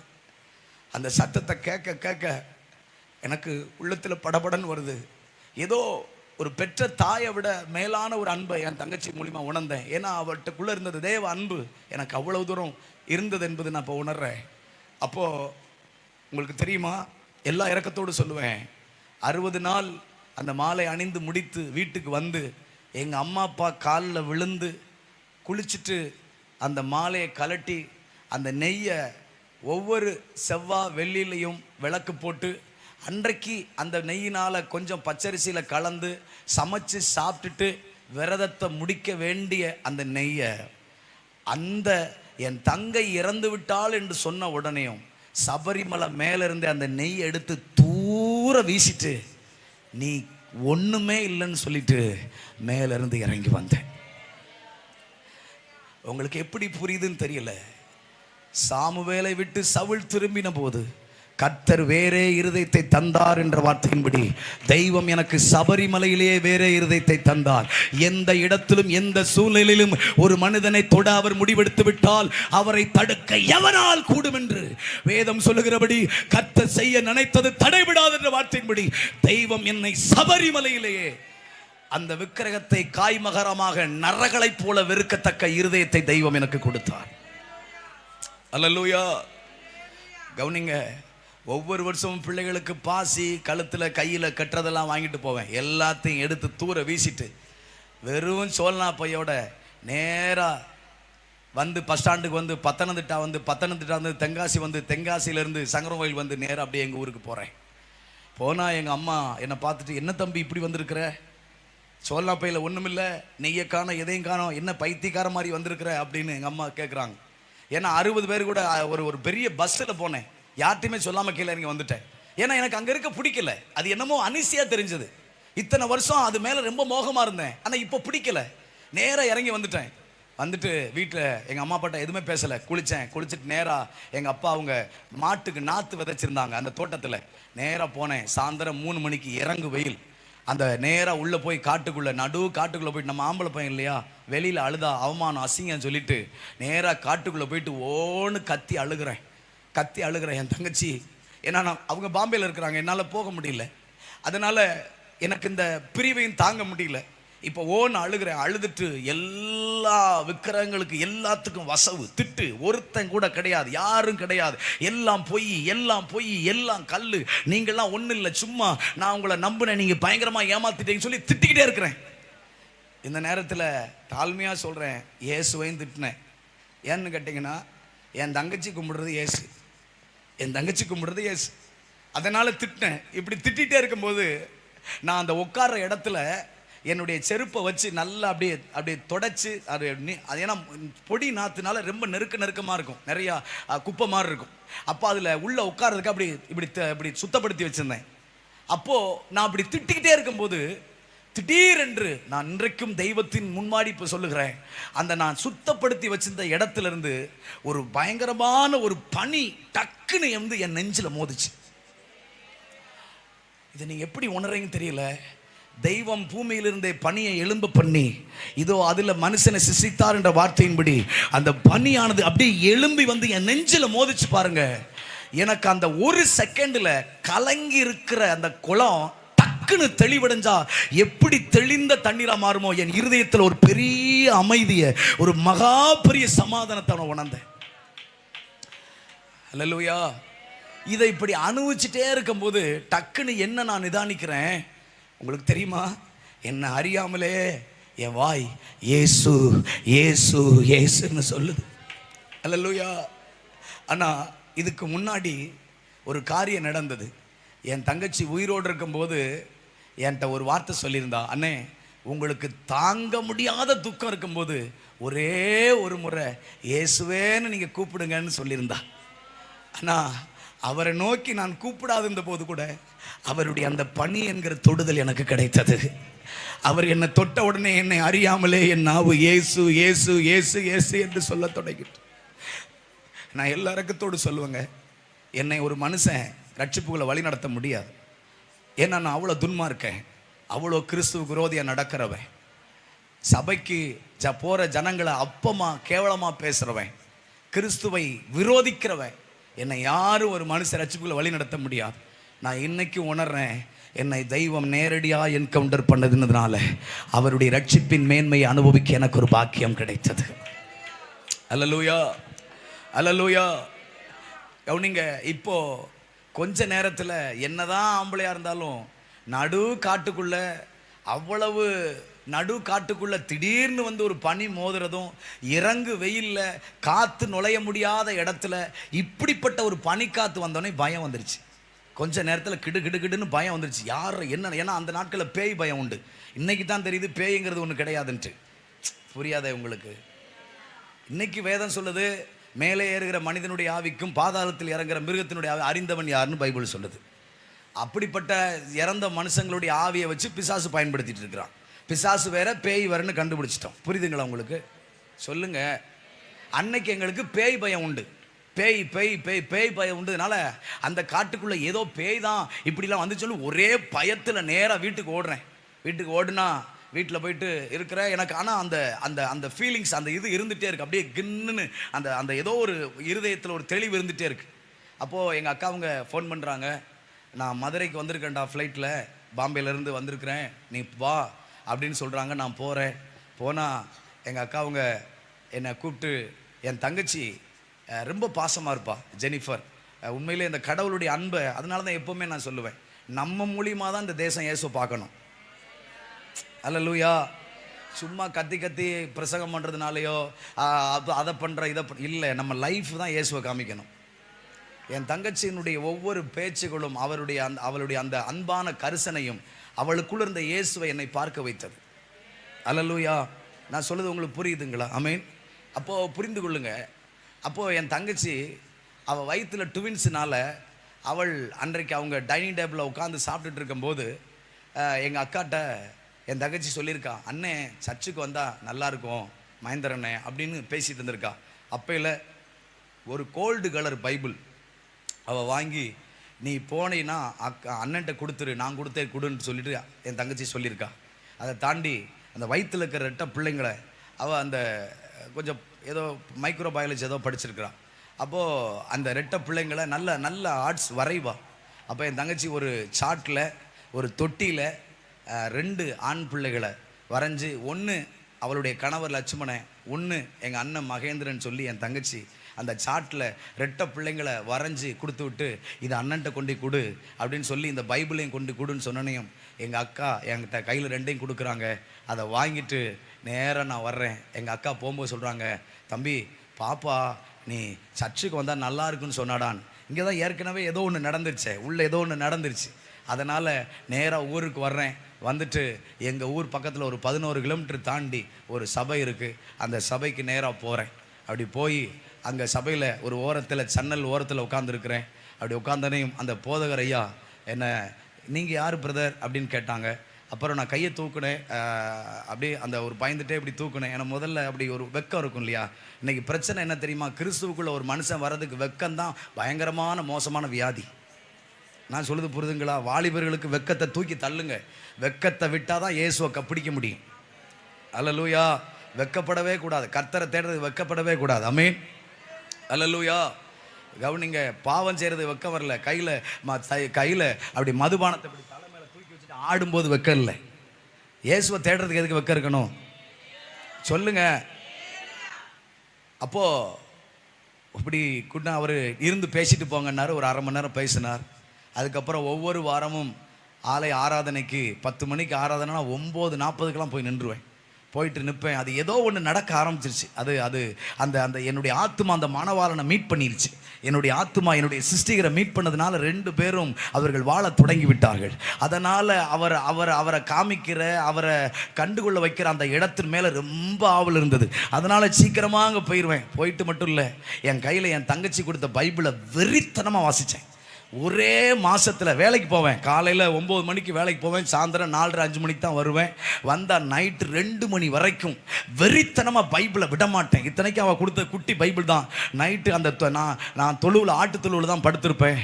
அந்த பைபிளை வாசிட்டே இருப்பேன். ஒரு கிண்ணத்தில் தண்ணி வச்சுட்டு அந்த தண்ணியில் ஒரு துணியை நல்லா நனைச்சி தூக்கம் வரும்போதெல்லாம் அந்த துணியை எடுத்து அந்த தண்ணியில் அப்படியே கண்ணில் வச்சு நடந்து படிப்பேன். அது என்னன்னு தெரியல, அந்த பைபிளை விடலை. வெறித்தனமாக வாசிச்சு புரியல, வாசிச்சுட்டே இருப்பேன். ஒரே மாசத்துல அந்த வேதத்தை வாசிச்சு முடிச்சேன். மறுபடியும் மெதுமாய் வாசிக்க ஆரம்பிச்சேன். ஆலயத்துக்கு போக ஆரம்பிச்சேன். போக தான் தெரிஞ்சது, இந்த இயேசு எனக்கு கண்டிப்பா வேணும்னு. மறுபடியும் ஆலயத்துக்கு போய்கொண்டே இருந்தேன். போக எனக்கு பெரிய ஒரு வெளிச்சம் வந்தது. என்னை போல இருக்கிற எல்லா மகேந்திரன்களுக்கும் இந்த இயேசு தேவை என்று கண்டுகொண்டேன். அல்லேலூயா. உங்களுக்கு தெரியுமாங்க, என்னைக்கு இயேசு என்னை தொட்டாரோ அது வரைக்கும் எனக்கு அதிக ஃப்ரெண்ட்ஸ் உண்டு. நைட்டு 2 மணி 3 மணி அங்கே தூங்குறதுக்கு, காலையில் உச்சி வெயில் அடிக்கும், யாரும் தட்டி எழுப்ப முடியாது, இஷ்டத்துக்கு எந்திக்கிறது. அப்படி இருந்தனா என்னைக்கு தெய்வம் என்னை தொட்டாரோ அதற்கு பிறகு எனக்கு யார்கிட்டையும் போய் நின்று பேச பிடிக்கல. இது வரைக்கும் காலையில் எந்திரிச்ச உடனே வானத்தை அண்ணாந்து பார்த்து சூரியனை கும்பிட்டேன். ஆனால் என்னைக்கு இயேசு என்னை தொட்டாரோ இப்போ வானத்தை அண்ணாந்து பார்க்க சூரியனுக்கு மேலே ஒருத்தர் இருக்கான்னு கண்டுபிடிச்சிட்டேன். அல்லேலூயா. இது வரைக்கும் நான் நினைச்சேன் சூரியன் தான் ரொம்ப பெருசுன்னு. ஆனால் இப்போதான் என் கண்ணு தூரமாக பார்க்க ஆரம்பிச்சிருச்சு. ஆகா, பரலோகன் ஒன்று இருக்குது, சர்வ வல்லவன் ஒருவர் இருக்கிறார், ரட்சகர்னு ஒருவர் இருக்கிறார், அவர் நமக்காக இதோ எல்லாவற்றையும் கொடுத்திருக்காருன்னு என்னுடைய பார்வை தூரமாய் பார்க்க தொடங்கிவிட்டது. அல்லேலூயா, அல்லேலூயா. இதுவரைக்கும் மேற்பார்வையா சவுல் எப்படி கோலியாத்தை வெளிப்படையா பார்த்தானோ அந்த மாதிரியே பார்த்துட்டு இருந்தேன். ஆனா இப்பதான் என் கண்கள் திறக்கப்பட்ட உடனே, என் இருதயத்தில் இருக்க பிரபஞ்சத்தின் தேவன் அகன்று போன உடனே, எனக்குள்ள இந்த சுவிசேஷத்தின் வெளிச்சம் வந்த உடனே, அவரை குறித்து எனக்கு போதிக்க ஆரம்பிச்ச பிறகு ஏதோ அவரை புசிக்கணும், குடிக்கணும், விடக்கூடாது, அவரை கட்டி அணைக்கணும் சொல்லி ஒவ்வொரு நாளும் வெறித்தனமா இயேசு இயேசு இயேசுன்னு கிடப்பேன். அல்லேலூயா. உங்களுக்கு தெரியுமா, அவரை மாதிரி அன்புள்ளவரும், அவரை மாதிரி நமக்காக தம்மையே ஒரு ஒப்பு கொடுத்த ஒரு மாபெரும் நேச கரம் அது. அல்லேலூயா, அல்லேலூயா. இத்தனை நாள் நான் நினைச்சிட்டு இருந்தேன் அதுதான் நம்ம தூக்கி சுமக்கிறதான்ட்டு. ஆனால் உண்மையிலே என்ன தூக்கி சுமக்கும் ஒருவர் இருக்காருன்னு பார்த்துட்டேன். அல்லேலூயா. ஆனால் ஒன்றை புரிஞ்சு கொள்ளுங்க, இயேசுக்குள்ளே வந்து நாம் உலக பழக்க வழக்கங்கள் பாவ காரியங்களாம் விட்ட உடனேயும் இந்த உலகம் நம்மளை ரொம்ப பரிசுத்தமாக இருக்கான், ரொம்ப உண்மையாக இருக்கான்னு சொன்ன உடனே ஏற்றுக்கொள்ளாது. எங்கள் அம்மா அப்பா நான் அல்லேலியா கூட்டத்தில் சேர்ந்துட்டேன்னு சொல்லி, அறுதலி வேதத்தில் சேர்ந்துட்டேன்னு சொல்லி என்னை சொல்லிக்கிட்டே இருப்பாங்க. அறுதலி வேதத்தில் சேர்ந்துட்டேன், அல்லேலியா கூட்டத்தில் சேர்ந்துட்டேன். ஏன்னா அவங்களுக்கு என்னென்னா, நம்ம இந்த காதில் கையில் எதுவும் ஒன்று போட மாட்டோமா, அவங்களுக்கு அது ஒரு மாறியா. ஏன்னா தப்பாக, பிசாசு எப்பவுமே தப்பாக தானே போதிப்பான். சொல்லுதான், புரியுதாங்க உங்களுக்கு? அவங்களுக்கு இருக்கிற போதனையை அவன் நல்லதுன்னு சொல்லுவான், நம்மளுடைய உபதேசத்தை அவன் தப்புன்னு சொல்லுவான். எப்போவுமே தப்பாக தான் காட்டி கொடுப்பான். அதனால் எங்கள் அப்பா எப்போ பார்த்தாலும் என்னைய, இதுக்கு முன்னாடி அவருக்கு பிடிக்காமல் குடிச்சிட்டு கண்டமானைக்கு அலைஞ்சு பிடிக்காத பிள்ளையாக இருந்தேன். இப்போது அவருக்கு பிடிக்காத சாமியை கும்பிட்டு அவருக்கு பிடிக்காத பிள்ளையாக இருந்தேன். எங்கள் அப்பாவும் அம்மாவும் எனக்காக ரொம்ப என்னை சண்டை போட்டு எரிச்சலாக என்கிட்ட பேசி ஒவ்வொரு நாள் சண்டை போடுவாங்க. அப்போல்லாம் உங்களுக்கு தெரியுமா, நாங்கள் வீட்டுக்குள்ளே படுக்க முடியாது. ஏன்னா எங்கள் வீடு வந்து ஒரு சின்ன வீடு தான், ஒரு ஹாஸ்பிட்டல் சீட்டு போட்ட வீடு தான். அப்போ நான் எங்கள் வீட்டுக்குள்ளே எங்கள் அம்மா அப்பா இருப்பாங்க. எங்கள் அம்மா அப்பா நான் சாப்பிடும்போது மட்டும் தான் உள்ளே போவேன். ஏன்னா எப்போ பார்த்தாலும் எரிச்சு கொட்டிக்கிட்டே இருப்பாங்க. எப்போ பார்த்தாலும் இப்படி போயிட்டியே.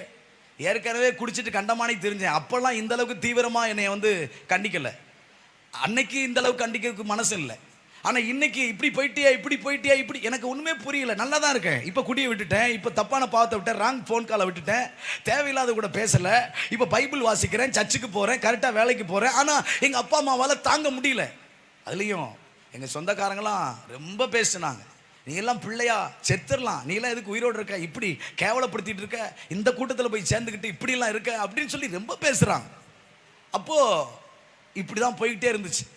இப்போ எங்கள் அப்பா அந்த நாட்களில் ஏன் தங்கச்சி எனக்கு கூட பிறந்த ஒரு தங்கச்சி உண்டு. நான் ரட்சிக்கப்படுறதுக்கு முன்னாடியே அவளை கட்டி கொடுத்தாச்சு. கிராமமாக இருக்கிறதுனால 15 வயசுலேயே அவளுக்கு கல்யாணம் முடிச்சு கொடுத்தாச்சு. இன்றைக்கி அவளுக்கு 2 பிள்ளைங்க இருக்கிறாங்க, ஆம்பளை பிள்ளை பொம்பளை பிள்ளை. என் தங்கச்சிக்கு ரொம்ப அவங்களும் விவசாயம் தான். அப்போ அவங்க காட்டு வேலைக்கு போகும்போது ரொம்ப தலைவலிக்கும், பயங்கரமான தலைவலி வரும். இன்றைக்கும் அவளுக்கு அந்த தலைவலி இருக்குது. ஆனால் அந்த தலைவலி வரும்போது ரொம்ப உருண்டு பிறண்டுருவா, அப்படி வாமிட்டு எடுக்கிற அளவுக்கு அவளுக்கு தலைவலி வரும். அப்போது நான் அன்னைக்கு என் தங்கச்சிட்ட ஜெபம் பண்ணி ஒரு எண்ணெயை ஜெபம் பண்ணி கொடுத்துட்டு எங்கள் தங்கச்சி சொன்னேன், தங்கச்சி நீ இயேசு சாமியை கும்பிடு நான் சொல்லலை, ஆனால் உனக்கு தலைவலி அதிகமாக இருக்கிறதுனால இந்த தலைவலிக்கு இந்த தலைவலி வரும்போது இந்த எண்ணெயை எடுத்து எங்கள் அண்ணன் கும்பிடுற சாமியே இயேசுவேன்னு ஒரு வார்த்தை சொல்லி இந்த எண்ணெயை தலையில் போட்டுக்கோ அப்படின்னு என் தங்கச்சிட்ட சொன்னேன். எங்கள் அம்மா அப்பாவுக்கு தெரியாமல் எண்ணெயை கொடுத்துருந்தேன். ஏன்னா இவன் சொன்னோம்னா தூக்கி போட சொல்லிடுவாங்க. என் தங்கச்சிக்கு தலைவலி இருக்கிறதுனால அவட்ட கொடுத்தோன்னே வாங்கி வச்சுக்கிட்டான். அவளும் தன்னுடைய பூஜை ரூமில் வச்சுருப்பா. அவளுக்கு தலைவலி எப்போல்லாம் வருதோ அப்போல்லாம் அதை தலையில் போட்டுக்கிட்டு எங்கள் அண்ணன் கும்பிட்ற சாமியை இயேசுவே எனக்கு கொஞ்சம் உதவி செய்யுங்கன்னு சொல்லுவாள். அப்போலாம் அவளுக்கு அந்த பழைய மாதிரி இல்லாமல் வாமிட்டு அந்த மாதிரி இல்லாமல் உடனே தூக்கம் வந்துடும், தூங்கிடுவாள். இப்படி தான் அந்த எண்ணெயை ஒவ்வொரு நாள் போட்டுகிட்டே இருந்தேன். அந்த நாட்களில் எனக்கு கர்த்தருடைய இறக்கத்தினால 2017 வருஷத்தில் அந்த அக்டோபர் செப்டம்பர் அந்த மாதத்தில் எனக்கு டெல்லி போகிறதுக்கு ஒரு வாய்ப்பு கிடைச்சது. கோயில்பேட்டில் ஒரு அண்ணன் என்னை அந்த ஏசு அழைக்கிறார் அந்த ஜெப கோபுரத்தில் ஜெபிப்பதற்கு ஒரு 40 நாள் ஜெபம் பண்ண போங்க தம்பி அப்படின்னு சொல்லி. ஏன்னா நான் அந்த ஆண்டருக்குள்ளே வந்த உடனே அந்த 2016 பிப்ரவரியில் வேலையை விட்டுட்டேன். அந்த வேலையை விட்டுட்டு கோயில்பேட்டைக்கு வந்து ஒரு வாலண்டியராக அந்த ஒரு ஊழியத்தில் எங்கள் அம்மா அப்பாட்ட வேலைக்கு போகிறேன்னு சொல்லிட்டு அங்கே ஒரு ஊழியத்தில் வாலண்டியராக இருந்தேன். அப்போ அந்த அண்ணன் சொன்னாங்க, நீங்கள் டெல்லிக்கு போங்க தம்பி, உங்களுக்கு ஒரு வாய்ப்பு இருக்குது, ஒரு 40 நாள் அங்கே போயிட்டு வாங்க அப்படின்னு சொன்னாங்க. உடனே நேராக 40 நாள் டெல்லிக்கு போகிறேன். அந்த 40 நாளும் அந்த கண்ணாடி குடுவைக்குள்ளேயே அந்த ஏசி ரூம்லேயே ஜெபம் பண்ணிக்கிட்டே இருக்கணும். அது எனக்கு ஒரு வித்தியாசமான அனுபவமாக இருந்துச்சு. அப்போது அந்த நாட்களை முடிச்சுட்டு அங்கே இருக்கிற நாட்களில் எங்கள் தங்கச்சியுடைய மாமா, என்னுடைய அத்தான், என்னுடைய மச்சான் அத்தான்னு சொல்லுவோம் இல்லையா, அவங்க தங்கச்சியோட மாப்பிள்ளை, அவங்க ஒரு துஷ்டி வீட்டுக்கு ஒரு அடக்காராதனைக்கு போனவங்க, அடக்கத்துக்கு போனவங்க, பயங்கர குடி. அவரும் என்னை விட பயங்கரமாக குடிப்பார். எங்கள் அப்பா குடி, எங்கள் அம்மா எங்கள் மாமா குடி, எங்கள் அப்பா கஞ்சா பயங்கரமாக அடிப்பார். அவர் கஞ்சா தொழுவில் சொறி வச்சுட்டாருன்னா அவருக்கு தெரியாமல் நான் எடுத்து அடிப்பேன். அப்படிப்பட்ட அளவுக்கு குடும்பமே ரொம்ப மோசமான நிலைமையில் இருந்து எங்களுடைய அந்த சமுதாயம், அந்த ஜனங்களே ரொம்ப ஒரு மாதிரி இருப்பாங்க. அப்போது இவர் பயங்கரமாக குடிச்சிட்டு அங்கேருந்து ஃபோன் பண்ணுறார். என் தங்கச்சி ஃபோன் பண்ணால் 2 பேருக்கும் வாக்குவாதம், பயங்கரமான வாக்குவாதத்தில் ஒருத்தருக்கு ஒருத்தர் நீ சாகு நான் சாகுன்னு சொல்லி பேசி கடைசியில் நான் வர்றதுக்குள்ளே நீ செத்து தொலை அப்படின்னு சொல்லனையும் எங்கள் மாமா சொல்ல உடனே என் தங்கச்சியும் உடனேயும் அவளும் நீங்கள் வரதுக்குள்ளே நான் இருக்க மாட்டேன்னு சொல்லிட்டு கோபத்தில் ஃபோனை கட் பண்ணுறா. மனசில் அந்த வேதனையில் அந்த வெக்ஸில் உடனே நேராக ஓடி போய் அவங்க அன்னைக்கு விவசாயம் பார்க்குற மிளகா செடி இருக்கு இல்லையா, மிளகா செடி, அதுக்கு பூ எடுக்கிறதுக்கு மருந்து வாங்கி வச்சுருக்கிறான். அப்போ அந்த மருந்தை எடுத்து ஒரு சர்பத்து கிளாஸ், நீளமான கிளாஸில் அந்த மருந்தை ஊற்றி அதில் அப்படி ஊற்றிட்டு குடிக்க போகிறதுக்கு முன்னாடி என்னுடைய ஏவு வந்திருக்கு. என்னுடைய ஏவு வந்தோடனே நேராக ஓடி போய் பூஜை ரூமில் இருக்கிற அந்த எண்ணெயை எடுத்து அந்த எண்ணெயை அந்த மருந்தில் ஊற்றிட்டு அவள் சொல்லியிருக்கிறா, எங்கள் அண்ணன் கும்பிடுற சாமியே இயேசுவே, நான் சாகணும்னு நான் நினைக்கல, ஆனால் என் கணவர் ஒவ்வொரு நாளும் என்னை துன்பப்படுத்துகிறார். என் 2 பிள்ளைங்களும் ஸ்கூலுக்கு போயிருக்கு, என் பிள்ளைங்களை பார்க்கணுன்னு ஆசை இருக்குது, ஆனால் என் கணவர் என்னை துன்பப்படுத்துகிறார். என் தங்கச்சி எத்தனையோ நாள் நைட்டுலலாம் அடித்து துரத்திடுவார். எத்தனையோ நாள் அவளுடைய நெத்திலாம் அருவாளை வச்சு கோடு போட்டு விட்டார். அப்படி எங்கள் அம்மா, என் தங்கச்சி ஃபோன் பண்ணிட்டான்னா எங்கள் அம்மாவுக்கு கைகாலே நடிக்கிறோம், கிடுன்னு என்ன எப்படி அடித்தானோ பாவி, என்ன பண்ணானோ பாவின்னு சொல்லி என் பிள்ளை இப்படி துன்பப்படுத்தா நைட்லாம் அழுவாங்க. யாருமே எங்கள் அம்மா அப்பா எங்கள் தங்கச்சி இருந்து ஃபோன் வச்சு அவ்வளோ நடுங்குவாங்க. அவ்வளோ மோசமாக என் தங்கச்சி நடத்துவார். அவள் அதெல்லாம் சொல்லிவிட்டு எங்கள் அண்ணன் கும்பிட்ற சாமியை நான் வாழ நினச்சிங்கன்னா, என் பிள்ளையை பார்க்க நினச்சிங்கன்னா என்னை காப்பாற்றுங்க, இல்லைன்னா என்னை விட்டுருங்கன்னு சொல்லிட்டு அந்த கோவத்தில் மருந்தை எண்ணெயை ஊற்றி குடிச்சிட்டா எங்கள் மாமா ஒரு 3 மணிக்கு வர்றாரு. அந்த அந்த அந்த காரியத்தில் முடிச்சுட்டு வந்துட்டு எங்கள் அம்மாவை அசிங்கமாக திட்டி, இந்த பெத்த மகளே உயிரோடு இருக்கியா செத்துட்டியா, மருந்தை குடிக்க போகிறேன்னு வீராப்பா பேசுனேன் அப்படின்னு சொல்லி அவர் ரோட்டில் இருந்து கத்தனுடைய எங்கள் அத்தானுடைய அம்மா, எங்கள் அத்தை, அவங்க வேகமாக ஓடி வந்திருக்காங்க வீட்டுக்கு. ஓடி வந்து சண்டாளத்தி பாதகத்தி நான் இது வரைக்கும் பருத்தி மூடை உளுந்து மூடையெல்லாம் பிரட்டி பிரட்டி பார்த்தேன். பெருச்சாலியோ பூனையோ ஏதோ மருந்தை தள்ளி விட்டுருச்சுன்னு சொல்லி வீடு ஃபுல்லாக மருந்து நாற்ற நாரிச்சே, நீ தான் இந்த கெட்ட சோழியை பண்ணியா அப்படின்னு சொல்லி என் தங்கச்சிட்ட வந்து பார்த்தா அவள் மருந்தை குடிச்சு அப்படியே கட்ட மாதிரி உட்காந்துருக்கிறா. உட்காந்து ஒரு மாறிய கரகத்தில் ஆமாம் மருந்தை குடிச்சா. பக்கத்தில் வந்து பார்த்தா கீழெல்லாம் மருந்து, வாயெல்லாம் மருந்து, ஒரே நாத்தம். உடனே தூக்கிட்டு நேராக கவர்மெண்ட் ஹாஸ்பிட்டல் போகிறாங்க. கோயில்பட்டி கவர்மெண்ட் ஹாஸ்பிட்டல் போனால் சாயந்தரம் ஒரு 4-4:30 ஆயிடுச்சு. அப்போ உள்ளே போயிட்டு அந்த ஸ்ட்ரெச்சரில் வச்சு தள்ளிட்டு போகும்போது அந்த நேரத்தில் அந்த டியூட்டி டாக்டர் முடிஞ்சு வரும்போது அவர் வந்தோடனே என்ன கேஸ்ன்னு சொல்லி ஸ்டாஃப் நர்ஸ்ட்டை கேட்ட உடனேயும் சூசைட் அட்டெம்ப்ட் சார், இந்த மாதிரி மருந்து பாய்சன் கேஸ் அப்படின்னு சொன்னோன்னையும் அவர் என்னென்ன சந்திரல பின்னாடியே போயிருக்கிறார். அப்படி போயிட்டு என் தங்கச்சியை கண் இதெல்லாம் பார்த்துட்டு தொண்டையெல்லாம் தண்ணி அந்த லைட் அடித்து பார்த்துட்டு இப்படியே வயிற்றெல்லாம் அம்மிக்கு பார்த்துட்டு அதுக்கப்புறம் அவர் சொல்லியிருக்கிறாரு, மருந்து தொண்டை வரைக்கும் வந்திருக்கு, மருந்து வயிற்று கீழே மருந்து இல்லை, அதனால் இவளுக்கு ட்ரீட்மெண்ட் தேவையில்லைன்னு சொன்ன. அல்லேலூயா. உங்களுக்கு புரியலைங்க.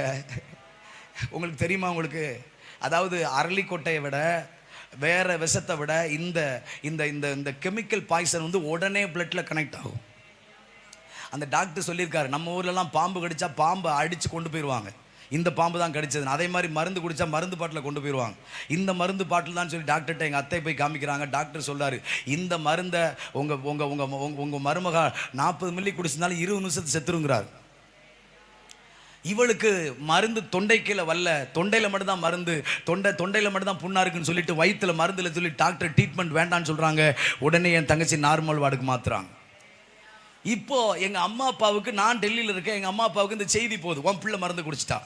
உடனே எங்க அம்மா அப்பா நேராக கட்டப்பையில் துணி எடுத்துட்டு ஆட்டோவில் வர்றாங்க. வந்தா ஒரே வசவு எனக்கும் இயேசுவுக்கும். எப்போ பார்த்தாலும் எனக்கும் இயேசு தான் வசவு. வீட்டில் என்ன நடந்தாலும் சரி. எங்கள் வீட்டை ஒரு நாள் ஒரு ஆடு நல்ல 4 குட்டி 3 குட்டி போடும். அந்த ஆடு ஒரு நாள் செத்து போச்சு. எங்கள் அப்பா ஆடு செத்த உடனேயும் இந்த படுவாவி என்னைக்கு இந்த அறுதலி வேகத்துக்குள்ளே போனாலும் அன்னைக்கே என் சொத்தெல்லாம் போச்சு, என் முதல்லாம் போச்சுன்னு சொல்லிட்டு கத்துன்னு கத்துறாரு. நான் தான் என் ஏசு தான் ஆட்டை கொண்டுட்டாருன்னு. நான் ஆண்டோட்ட போய் அழுகிறேன், ஏசப்பா நாங்களாம் சாகக்கூடாதுன்னு சொல்லி தான் நீங்கள் உங்களை கொடுத்தீங்க, ஒரு சின்ன ஒரு எறும்பு கூட துரோகம் பண்ண மாட்டீங்க, தம்முடைய கிரிகள் மேலாம் இறக்கமுள்ளவராக இருக்கிறீங்கன்னு பைபிள் சொல்லுதுப்பா, உங்களை போய் இப்படி சொல்கிறாங்கன்னு சொல்லிட்டு நான் ஏசப்பட்டு அழுகிறேன். அன்னைக்கு அழுதுட்டு சர்ச்சுக்கு போகிறேன். எங்கள் அப்பா அந்த ஆட்டை புதைக்கிறதுக்காக 4 பேரை கூப்பிட்டு இந்த ஆட்டை தூக்கிட்டு போயிருக்கிறார். அப்போ அந்த எங்கள் அப்பாவோட கூட சேர்ந்து ஆடு மேய்க்கிறவர் அவர் சொல்லியிருக்கிறாரு, ஆடு செத்து ரொம்ப நேரம் ஆகலை, நீ எதுக்கு இதை உடனே புதைக்க போகிற, இதை வெட்டி கறி போட்டின்னா உனக்கு ஏதோ ஒரு 1000 கிடைக்கலன்னு சொன்னோன்னே எங்கள் அப்பா அந்த ஆட்டை வெட்டி அந்த வேலியில் தலைகீழ தொங்க போட்டு உரிச்சிட்டு இருக்கிறாங்க. அப்போது அந்த வயிற்றுக்குள்ளே இவ்வளவு மக்காச்சோளம் இருந்துச்சான். மக்காச்சோளம்னா தெரியுமா? அப்போது அந்த அந்த அந்த அந்த அவர் பேர் பரமசிவன். அவர் வந்து சொன்னாராம், நீ நேற்று ஆட்டை மக்காச்சோள காட்டில் மேய விட்டுட்டு நீ எங்கே படுத்து கிடந்தையோ அந்த ஆடு மக்காச்சோளம் தின்னுட்டா என்னன்னா, மக்காச்சோளம் தின்னுட்டு தண்ணி குடிச்சிச்சுன்னா அந்த மக்காச்சோளம் குடலில் ஊதிரும். குடலில் ஊதிச்சுன்னா வயிறு வீங்கிரும், மூச்சு போகாமல் ஆடு செத்து போகும். இப்போ அவர் சொல்லியிருக்கிறாரு, நீ ஆட்டை மக்காச்சோளத்தில் விட்டுட்டு நல்லா தண்ணி வச்சு ஆட்டை கொண்டுட்டு அந்த பயலை போய் திட்டுறே, உனக்கெல்லாம் அறிவு இல்லையான்னு கேட்டாராம். உங்களுக்கு தெரியுமா, நீங்கள் ரோட்லையும் வீதிலையும் அழுதுட்டு போகிற கண்ணீருக்கு உங்களுக்கு கர்த்தர் எங்கே நின்றாலும் நியாயம் செய்வார். எனக்கு என்னையும் இயேசுவையும் கொலகாரனா சொல்லிட்டார் ஆட்டை கொண்டுட்டன்ட்டு. நான் அழுதுட்டே சர்ச்சுக்கு போனேன், ஏசப்பா பாருங்க ஏசப்பான்ட்டு. என் கண்ணீர் ஹெல்மெட்டெல்லாம் பறந்துச்சு. ஆனால் வீட்டுக்கு வர்றதுக்குள்ளே எங்கள் அப்பா மூஞ்சி தொங்கி இருக்குது. ஏன்னா கொன்னது அவர். ஆண்டவரை மாதிரி ஒரு வல்லமையுள்ள தேவன் யாருமே இல்லை. அப்போது என் தங்கச்சி மருந்தை குடிச்சான்னு கேள்விப்பட்டனே, இந்த படுவாவி என்னைக்கு அறுதலி வேகத்தில் போனானோ என் குடும்பமே வம்பா போச்சு. எங்கள் அப்பா என் தங்கச்சியை சொல்லுவார், குடும்ப குத்து வழக்கும்பார். என் தங்கச்சி மேலே ரொம்ப பாசம் இருக்கும். இந்த பொம்பளை பிள்ளைகளை எப்போவுமே அப்பா அம்மா ரொம்ப நேசிப்பாங்க. உங்களுக்கெல்லாம் புரியாது பாருங்களேன், கடவுள் எனக்கு ஒரு பொம்பளை பிள்ளை கொடுத்துருக்கிறார். அப்போது என் தங்கச்சியை எங்கள் அப்பா குடும்ப குத்துவழக்குன்னு சொல்லி என் குடும்ப குத்துவழக்கை கொண்டுட்டான்னு சொல்லி புறப்பட்டு போகிறார். அப்படி புறப்பட்டு போனால் அங்கே போனால் என் தங்கச்சி அந்த அவசர சிகிச்சையில் இல்லை, அவர் நார்மல் வார்டில் இருக்கா. உடனே எங்கள் அப்பா நேராக நார்மல் வார்டு போகிறாரு. எங்கள் அப்பா அவங்க அம்மாவும் போயிட்டு ஏன் இந்த மாதிரி பண்ணன்னு சொல்லி 2 திட்டிட்டு எங்கள் அத்தா எல்லோரும் வெளியில் போன பிறகு எங்கள் அப்பா எங்கள் அம்மாவும் கேட்டிருக்காங்க, ஏன் இப்படி பண்ண அப்படின்னு. என் தங்கச்சி சொல்லியிருக்கா, அம்மா நான் சத்தியமாக, நம்ம சத்தியம் பண்ண மாட்டோம், அவள் ஆண்டவர் அறியாதல, அவள் சத்தியமாக நான் சொல்கிறேம்மா, நான் மருந்தை குடித்தம்மா, சத்தியமாக நான் குடித்தேன். ஆனால் அண்ணன் எனக்கு அவன் போகும்போது எனக்கு ஒரு எண்ணெயை கொடுத்துருந்தான், அந்த எண்ணெயை அண்ணன் சொன்னான், தலைவலி வரும்போதெல்லாம் எங்கள் அண்ணன் கும்பிட்ற சாமி இயேசுவேன்னு சொல்லி போட்டுக்கன்னு சொன்னான். நானும் இந்த மருந்தை குடிக்கும்போது அன்னையாவும் வந்ததுனால அந்த மருந்தில் அந்த எண்ணெயை ஊற்றி எங்கள் அண்ணன் கும்பிட்ற சாமி இயேசுவை என்னை காப்பாற்ற நினச்சா காப்பாற்றுங்க, எல்லாம் கைவிட்டுருக்குன்னு சொல்லிட்டு தான்மா குடித்தேன். நான் டாக்டர் சொல்கிறாருமா மருந்து தொண்டைக்கீழே வல்லங்கிறாருமா, ஆனால் நான் மருந்தை குடித்தமான்னு சொல்லி அழுதுருக்குறேன். அல்லேலூயா. இந்த வார்த்தையை கேட்ட உடனே எங்கள் அம்மா அப்பாவுக்கு வேர்த்துருச்சு. என்னடா இது, ஏன்னா அவங்க நிறைய பார்த்துருக்குறாங்க. இப்படி மருந்தை குடிச்சு ஒரு மனுஷன் எப்படி சாகாமல் இருக்க முடியும் அப்படின்னு சொல்லி அவங்களுக்கு ஒரு பெரிய கேள்வி. என் தங்கச்சி அந்த தொண்டை புண்ணு ஆத்துறதுக்கு மட்டும் ஒரு நாள் வச்சுட்டு அனுப்பிச்சி விட்டாங்க. அப்போது நான் ஒரு வாரம் கழித்து டெல்லியிலேருந்து வரேன். அந்த 40 நாள் முடிஞ்சு வரேன். அப்படி வரும்போது எங்கள் வீட்டில் அப்படி வர்றேன், அப்படி வடியில் கவனிங்க, என்ன எங்கள் அப்பா முதல்ல தம்பி இங்கே வா இங்கே உட்காருன்னார். உங்களுக்கு தெரியுமா, இந்த வார்த்தை எனக்கு அற்புதம். ஏன்னா என்ன முகம் கொடுத்து பேசினதே கிடையாது, என்னை தம்பின்னு கூப்பிட்டதே கிடையாது. ஒருவேளை நான் இல்லாத நேரத்தில் எங்கள் அம்மாட்ட சாப்பிட்டானா வச்சானு கேட்டாரான்னு தெரியாது. ஆனால் என் முகத்துக்கு முன்னாடி ஒரு நாளும் தம்பி இங்கே வான்னு இந்த கனிவோட இந்த கரிசனையோடு எங்கள் அப்பா வாயிலேருந்து வார்த்தை கேட்டதே இல்லை. எனக்கு இந்த வார்த்தையை தூக்கி வாரி போட்டுருச்சு. என்னடா அது இந்த மனுஷன் இப்படியெல்லாம் பேசுகிறாருன்னு சொல்லிட்டு எங்கள் வீட்டுக்குள்ளே போகிறேன். ஒரு இரும்பு கட்டில், அந்த கட்டில் உட்காருங்கிறாரு, உட்காடுறேன். அப்போது எங்கள் அப்பா சொல்கிறாரு, தம்பி நீ கும்பிடுற சாமி தான்டா உண்மையுள்ள சாமின்னாரு. எனக்கு தூக்கி வாரி போட்டுருச்சு. என்னடா அது, சாக்குக்கு மேலே சாக்கு கொடுக்குறாரு, என்ன இப்படிலாம் பேசுறான்னு சொன்னால் 2வது வார்த்தை சொல்கிறாரு, ஓன் சாமி என் குடும்ப குத்தவளக்க காப்பாற்றிருச்சுனாரு.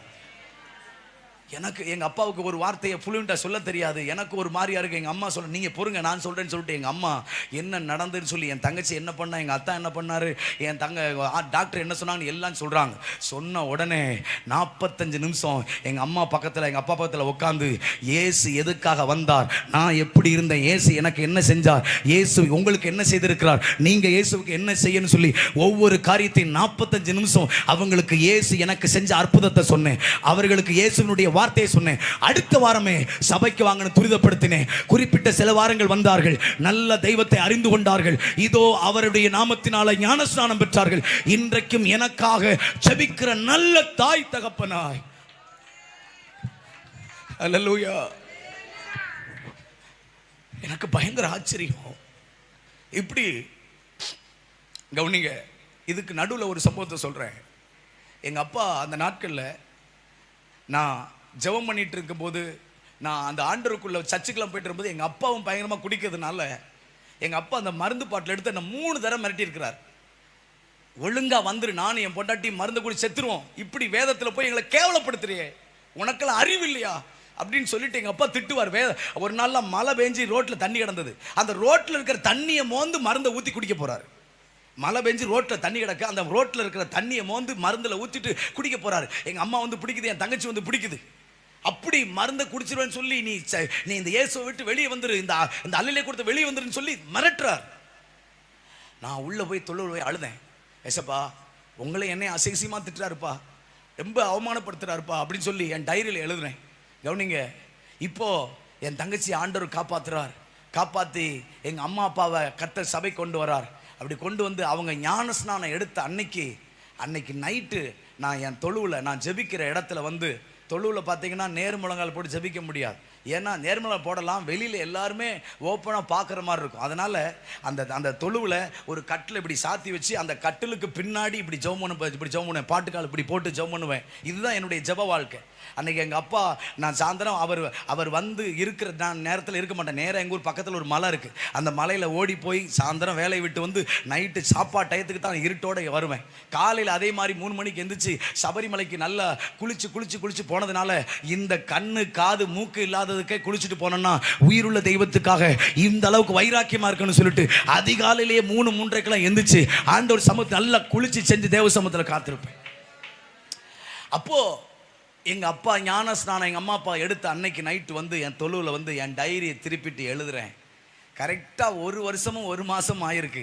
எங்கள் அப்பா அந்த மருந்து பாட்டில் எடுத்து என்னை மிரட்டி 1 வருஷம் 1 மாதம் ஆயிருக்கு.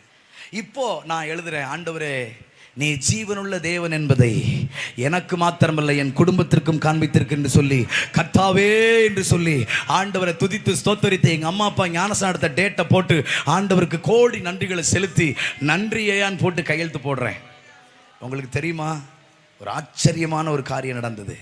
இப்படி கையெழுத்தை போட்டோன்னையும் என் ஆவியானவர் உள்ளத்தில் பேசுகிறாரு, எந்த மருந்து பாட்டில் வச்சு உங்க அப்பா உன்னை என்னை விட்டு தூக்க நினைச்சாரோ அதே மருந்தை வச்சு உங்க அப்பாவை எனக்குள்ள தூக்கிட்டேன்னாரு. எனக்கு தூக்கி வாரி போட்டுச்சு. நான் ஏற்கனவே அந்த ரட்சிக்கப்படுறதுக்கு முன்னாடி சினிமா பைத்தியம். நான் எத்தனையோ ஹீரோ பார்த்துருக்கேன், ஆனால் ரியல் ஹீரோவை பார்க்க ஆரம்பிச்சிட்டேன். சொல்லி வச்சு அடிச்சாரு பாருங்க. அல்லேலூயா. இன்னைக்கும் சொல்கிறேன், ஆண்டோட இரக்கத்தில் சொல்கிறேன், எங்கள் அப்பா அம்மா இன்னைக்கும் என் மனைவிக்கு இதை அனுப்பி விட்டுருக்கிறேன். அதை பார்த்துட்டு இருப்பாங்க, எங்கள் அம்மா அப்பா பார்த்துட்டு இருப்பாங்க. இன்றைக்கும் அவர்கள் எனக்காக ஜெபிக்கக்கூடிய ஒரு நல்ல தாய் தகப்பனாய் கர்த்தர் எங்கள் அம்மாவையும் அப்பாவையும் என் குடும்பத்தையும் தெய்வம் ரட்சித்தார். முழு குடும்பமாய் கர்த்தர் எங்களை அவரை ஆராதிக்கும்படி இரக்கம் பாராட்டினார். அல்லேலூயா, அல்லேலூயா. நான் ஒன்று சொல்கிறேன், இயேசு உயிர் உள்ளவர் என்றும் இன்றைக்கும் அவர் கிரியை செய்கிறார் என்றும் இன்றைக்கும் அவர் தம்முடைய ஜனத்தை மறக்கவில்லை என்பதற்கு நீங்கள் அதுக்கு ஒரு அடையாளம் கேட்டீங்கன்னா அதுக்கு உங்கள் முன்னாடி கர்த்தர் என்ன நிறுத்தியிருக்கிறார்னு சொல்லுவேன். அவர் இன்றைக்கும் கிரியை செய்து கொண்டு தான் இருக்கிறார். அவர் இன்றைக்கும் ரட்சித்து கொண்டு தான் இருக்கிறார். இன்றைக்கும் தம்முடைய ராஜ்யத்தில் ஜனங்களை சேர்த்து கொண்டு தான் இருக்கிறார். நான் சொல்லுகிறேன், உங்களை மறக்கலை, உங்கள் பிள்ளைகளை மறக்கலை, தேசத்தை மறக்கலை. அவர் இன்னைக்கும் தம்முடைய கிரியைகளை நிறுத்தவில்லை.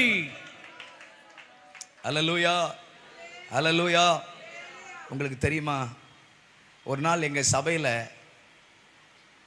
ஒரு காணிக்கை பாட்டு வரும். அப்போல எனக்கு அந்த ரொம்ப ஆர்வம். அப்போ அந்த காணிக்கை பாட்டு படிக்கிறதுக்கு போகிறேன். எனக்கு இந்த ராகம்லாம் தெரியாது. எனக்கு நான் பாட்டு என்னென்னதோ பாடுவேன். ஃபாதர் பெர்க்மான்ஸ் பாட்டே ராகம்லாம் பாடுவேன். அந்த அளவுக்கு எனக்கு இன்றைக்கி படிக்கிறதுலாம் அபூர்வம். இது ரொம்ப அபூர்வம்னு நான் நினைப்பேன். அன்னைக்கெல்லாம் அப்படியே பாட சொன்னால் வார்த்தையை வாசிப்பேன். அப்படி தான் இருப்பேன் வச்சுக்கோங்களேன். அப்படி பாடல் படிக்கும்போது தூரத்தில் இருந்த ஒரு ஐயா நான் பாட்டை படிக்கணும்னு கையில் மைக் எடுத்தாலே மூஞ்சி அப்படியோ திருப்புவார். ஐயையோ இவங்க கையிலையா மைக்கை கொடுத்துட்டாங்கன்ட்டு அப்படி திருப்பார். அப்படி ஒரு நாள் அப்படி தான் அவர் மாடு வச்சு இப்போ இல்லை, அவர் வயசானவர், நல்லா பாட்டு படிப்பார். பரமழைப்பின் பந்தய பொருளுக்கு அந்த பாட்டெலாம் சூப்பராக படிப்பார். அப்போது அந்த ஐயா அப்படி மூஞ்சி அப்படி ஒரு மாதிரியே திருப்புவார். அப்போது நான் அன்னைக்கு அதை பார்த்துட்டு எனக்கு பாட்டு ஓடவே இல்லை. நேராக வண்டியில் அழுதுகிட்டே வரேன். ஏசப்பா, இந்த ஐயா எப்போ பார்த்தாலும் நான் பாட்டு படித்தா முகம் ரொம்ப சுளிக்கிறாரு, எனக்கு பாட்டு படிக்கவே தெரிய மாட்டேங்க ஏசப்பா, எனக்கு சொல்லிக் கொடுங்க ஏசப்பா அப்படின்னு அழுதுகிட்டே இருக்கிறேன். அப்படி வந்து என் வீட்டு தொழுவுக்குள்ளே வந்து மறுபடியும் அழுகிறேன், ஆண்டவர்கிட்ட சொல்லிவிட்டு அழுகிறேன். அப்போ இல்லை பக்கத்தில் ஒரு வேலி மரம், அதில் காக்கா கத்திக்கிட்டே இருந்துச்சு. ஏற்கனவே நான் ஜெபம் பண்ணி டென்ஷனில் இருக்கிறேன், எரிச்சலில் இருக்கிறேன், இப்படி காக்கா வர கற்றுன்னு கல் எடுத்து விரட்டுறேன். மறுபடியும் காக்கான்னு கத்திகிட்டே இருந்துச்சு. அப்படி கத்திக்கிட்டே இருக்கும்போது எனக்கு ஆண்டவர் உள்ளத்தில் பேசுகிறாரு, காக்கைக்கு தன் குஞ்சு பொன் குஞ்சு, நீ படிக்கிறது எனக்கு பிடிச்சிருக்கு பாடுன்னாரு. உங்களுக்கு புரியலைங்க. அந்த ஒரு வார்த்தை நானே 200 பாட்டு எழுத வச்சது. ஆண்டவருடைய சமூகத்தில் நானே உட்கார்ந்து 200 பாடல்களை எழுத தெய்வம் எனக்கு கிருபை கொடுத்தார். அல்லேலூயா. இதை ஏன் சொல்கிறேன்னு தெரியுமா? பெரிய புத்திசாலியோ குடும்ப பின்னணியை உள்ளவனோ பரம்பரை கிறிஸ்தவனோ அல்ல. ஒன்று தான் சொல்கிறேன், அவருடைய அன்பு பெருசு. எங்கள் அம்மா அப்பா என்னை விரட்டும் போதெல்லாம் மலைக்கு ஓடிடுவேன், பைபிளை கட்டி பிடிச்சி தூங்குவேன். இத்தனையோ நாட்கள் உங்களுக்கு தெரியுமா, கோவில்பட்டியில் இருக்கும்போது 2018-19 அந்த அந்த நாட்களில் எனக்கு பைக்கு கிடையாது. அப்போ ஏதாவது ஒரு சின்ன சின்ன ஊழியம் யாராச்சும் அண்ணன் தம்பி என் கூட வாங்கன்னு சொன்னால் நான் ஓடிடுவேன். அப்படி போகும்போது பைபாஸ் ரோட்டில் நிற்பேன், பஸ்ஸு நிற்கவே நிற்காது, அழுவேன். ஏசப்பா பஸ்ஸு நிற்க மாட்டேங்குது, டயத்துக்கு போக முடியல, அழுவேன். என் கண்ணீர் அப்படியே ரோட்டில் விழும். கவனிங்க, அப்படி இருந்த நாட்களில் ஒரு முறை நான் கைத்தாறு பக்கத்தில் ஒரு சபைக்கு போகிறேன். போயிட்டு என் கையில் அன்னைக்கு எனக்கு 2260 ரூபா இருக்கேன்ட்டேன். அப்போது நான் அந்த சபையில் ஆராதனை நடந்துகிட்டே இருக்குது. ஆண்டவர் ஆரம்ப ஜபத்திலே சொல்கிறாரு, உன் கையில் இருக்க 2000 ரூபா எடுத்து அந்த போதகர்கிட்ட கொடுன்ட்டு. உடனே நான் சொல்கிறேன், ஆவியான்கிட்ட சொல்கிறேன், என் மனசில் யோசிச்சுட்டே சொல்கிறேன், தேதி 10 ஆயிடுச்சு, 6ஆம் தேதி வாடகை கொடுக்கணும், மாத வாடகை 2000 ரூபா, 6ஆம் தேதி கொடுக்கணும், 10 ஆயிடுச்சு, இப்போ தான் வச்சுருக்கேன், நான் வாடகை கொடுக்கணும்னு சொல்லிட்டு ஆண்டவர்கிட்ட உள்ளத்தில் போராடிட்டே இருக்கிறேன். அப்போ ஆவியான மறுபடியும் உணர்த்திட்டே இருக்கார், குடுன்னு உணர்த்திட்டே இருக்கிறார்.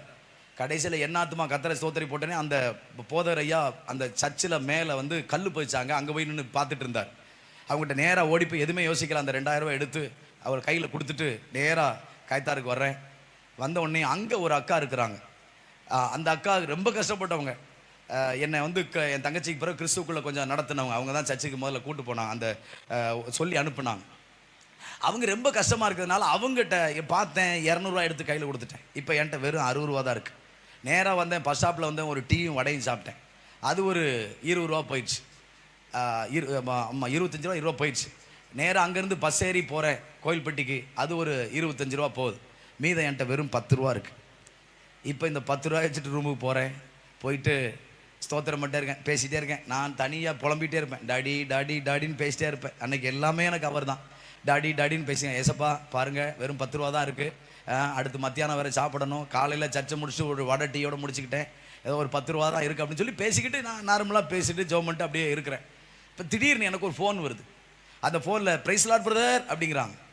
எனக்கு அந்த குரல் அடையாளத்தை கண்டுபிடிக்கல. பிரதர் நீங்கள் பிரதர், நான் உங்களை ஒரு நாள் விளாத்திகுளத்தில் உங்களை ஒரு நாள் பஸ் ஏற்றி விட்டேன், யாவும் இருக்கா அப்படின்னு. சொல்லுங்கள் பிரதர் அப்படின்னேன். பிரதர் எப்படி இருக்கீங்க? நல்லா இருக்கீங்க. நல்லா இருக்கேன் பிரதர், நீங்கள் சொல்லுங்கள் அப்படின்னேன். அப்போ அவர் சொன்னார், பிரதர் நான் உங்களுக்கு ஒரு சின்ன காணிக்கை போட்டிருக்கேன், எனக்கு ஆண்டவர் உணர்த்தினார், நீங்கள் அதை போய் எடுத்துக்கோங்க அப்படின்னு சொல்கிறார். கவனிங்க, அப்போது என் ஃபோன் நம்பர் வழியாக அவர் போட்டிருக்கிறார். அப்போது சொன்ன உடனே நான் வந்துட்டு எனக்கு ஒரே ஒரு கேள்வி. அதாவது வந்து எப்படின்னா, அவங்க ஃபோனை கட் பண்ணி ஒரு பயம், ஆன்லைன் பிரச்சனை, சர்வர் பிரச்சனை, அந்த பிரச்சனை இந்த பிரச்சனை. கோயில்பேட்டிலேருந்து உள்ளே போனால் 10 ரூபா டிக்கெட்டு. நான் இருக்கிற இடத்துலேருந்து அந்த ஏடிஎம் பக்கத்தில், அந்த பஸ் ஸ்டாண்டு பக்கத்தில் போனால் 10 ரூபா டிக்கெட்டு. நான் ஆண்டவர்கிட்ட சொல்கிறேன், ஏதாவது ஆன்லைன் சர்வர் பிரச்சனைன்னு சொல்லிவிட்டு நான் அங்கே போயிட்டு என்னை திரும்ப வச்சுறாரோ, காணிக்க ஏடிஎம்மில் வரலன்னு சொல்லி திரும்ப கேட்டால் கேவலம். சொல்லுங்க, அவராக ஃபோன் போட்டு காணிக்க எடுத்துட்டீங்கன்னு கேட்டால் பிரச்சனை இல்லை. பிரதர் காணிக்க போட்டிங்கன்னு சொல்லி ஏடிஎம்மில் ஒன்றும் இல்லைன்னு திருப்பி கேட்டோம்னா அவமானம். எங்கள் எத்தனையோ இடத்துல வெறுங்க அவரை வாங்கிட்டு வந்திருக்கோம் தெரியுமா? அவங்களுக்கு புரியாது. அவங்க ஒரு வேளை போதரையா மறந்து போய் வெறுங்க அவரை கொடுத்துருக்கலாம். திரும்ப ஃபோன் போட்டு கேட்க முடியுமா? உங்களுக்கு தெரியாது. இந்த பாதையில் நடந்த தகப்பன் மாதிரி தெரியும். அப்போது நான் போகிறேன், ஏடிஎம்மில் உள்ள கார்டை விடுறேன். உள்ள கார்டை விட்டால் முட்டை முட்டையாக காமிக்குது. எனக்கு பயம், என்ன முட்டை முட்டையாக காமி சொல்லி இந்த ஏடிஎம் போய் சொல்லி இன்னொரு ஏடிஎம் போகிறேன், அதுலேயும் அப்படி 0 காமிக்குது.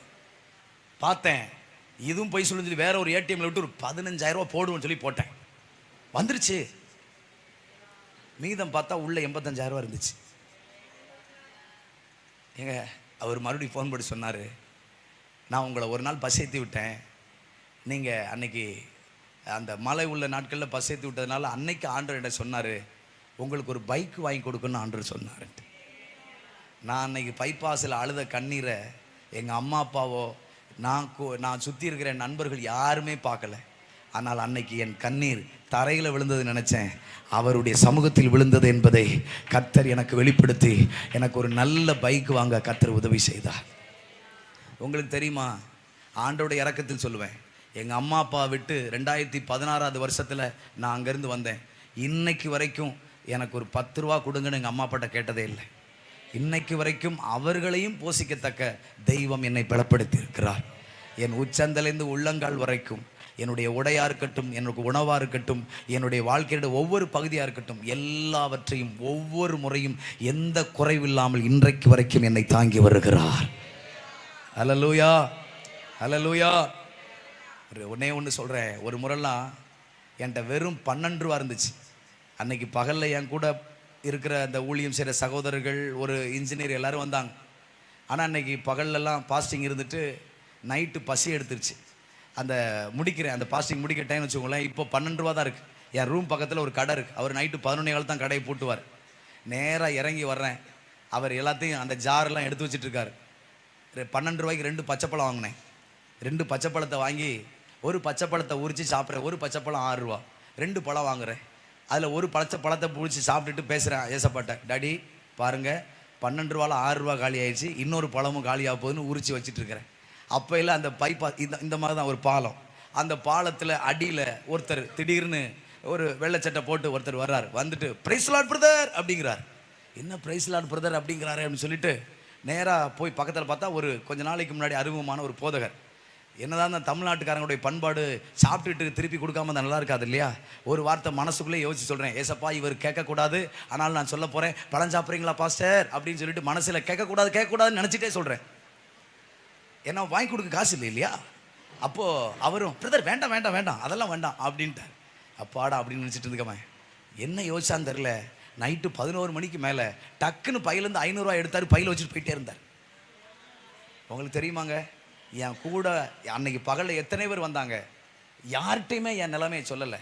சில நேரங்கள் ஆண்டவர் அப்படித்தான், அதாவது கத்தி எடுத்து ஓங்கி ஈசாக்க ஓங்கி குத்த வர நேரத்தில் தான் கர்த்தர் சொல்லுவார், கையை போடாத, இப்பொழுது எனக்கு நீ பயந்திருக்கிறவன்ட்டு அறிந்திருக்கிறேன். இவருக்கு தெரியாது என்னங்க இருக்கு, இவருக்கு தெரியாது எதுவுமே கிடையாது. ஆனால் சில நேரங்களில் அந்த எல்லை வரைக்கும் கொண்டு போய் நம்மளை சோதிப்பார். யார்கிட்டையும் கேட்கல. நைட்டு 11 மணிக்கு மேலே எனக்கு அடுத்த நாள் நான் நகர்ந்து போகிறதுக்கான சூழ்நிலை கர்த்தர் சந்தித்தார். இன்னைக்கு வரைக்கும் எங்கேயும் வாய் திறந்து கேட்காத அளவுக்கு தெய்வம் என்னை நடத்தி கொண்டிருக்கிறார். இதை ஏன் உங்களுக்கு சொல்கிறேன்னா, நான் ஆண்டோடைய இரக்கத்தை சொல்லுகிறேன். எப்போவுமே ஒன்று புரிஞ்சு கொள்ளுங்க, தெய்வ கிருபையில் சொல்கிறேன். நம்மளை தெய்வம் ஆரம்பத்தில் அவர் நம்மளை வந்து தொடுறார். அந்த தொட்ட பிறகு நாம் தான் அவரை நெருங்கி போக வேண்டும். அல்லேலூயா. ஒவ்வொரு முறையும் தெய்வம் என்னை போதித்து, அழகாக காலையில் ஒரு பாஸ்டர் அவர் பாட்டு படித்தாங்க, நான் உனக்கு போதித்து நீ அடக்க வேண்டியவளை காட்டுவேன். ஒவ்வொரு நாளும் போதிச்சார். நல்ல ஆலோசகராக இருந்தார். நல்ல ஆவியானவர் என்னை உணர்த்தினார், செம்மையான வழியில் நடத்தினார். இன்றைக்கு வரைக்கும் அவருடைய கிருபை என்னை காத்து வருகிறது. இது எல்லாம் அவருடைய அனாதி தயவு. அல்லேலூயா. ஒரு உயிருள்ள தெய்வம்னா அது இயேசு மாத்திரமே. எந்த சூழ்நிலையிலையும் எப்பேற்பட்ட மனுஷனையும் பிரகாசிக்கிற மெய்யான ஒளி அது இயேசு மாத்திரமே. இன்றைக்கு நான் தாழ்மையாக சொல்கிறேன், இந்த மார்த்தாண்டத்தில் என்னை போல எத்தனையோ மகேந்திரர்கள் உண்டு. என்னை போல குடிச்சிட்டு தவறான பாதையில், இச்சையான பாதையில் விழுந்து கிடக்கிற மகேந்திரர்கள் உண்டு. அப்படிப்பட்ட மகேந்திரனுக்கு இந்த வெளிச்சத்தை கொண்டு போகணும்னா என் தங்கச்சி ஜெனிய மாதிரி தேவ அன்பை நாம் காமிக்கிற கூட்டமாக இருக்க வேண்டும். அல்லேலூயா, அல்லேலூயா. என் மேன்மையை பெருக பண்ணி என்னை மறுபடியும் தேற்றுவீர். எல்லாரும்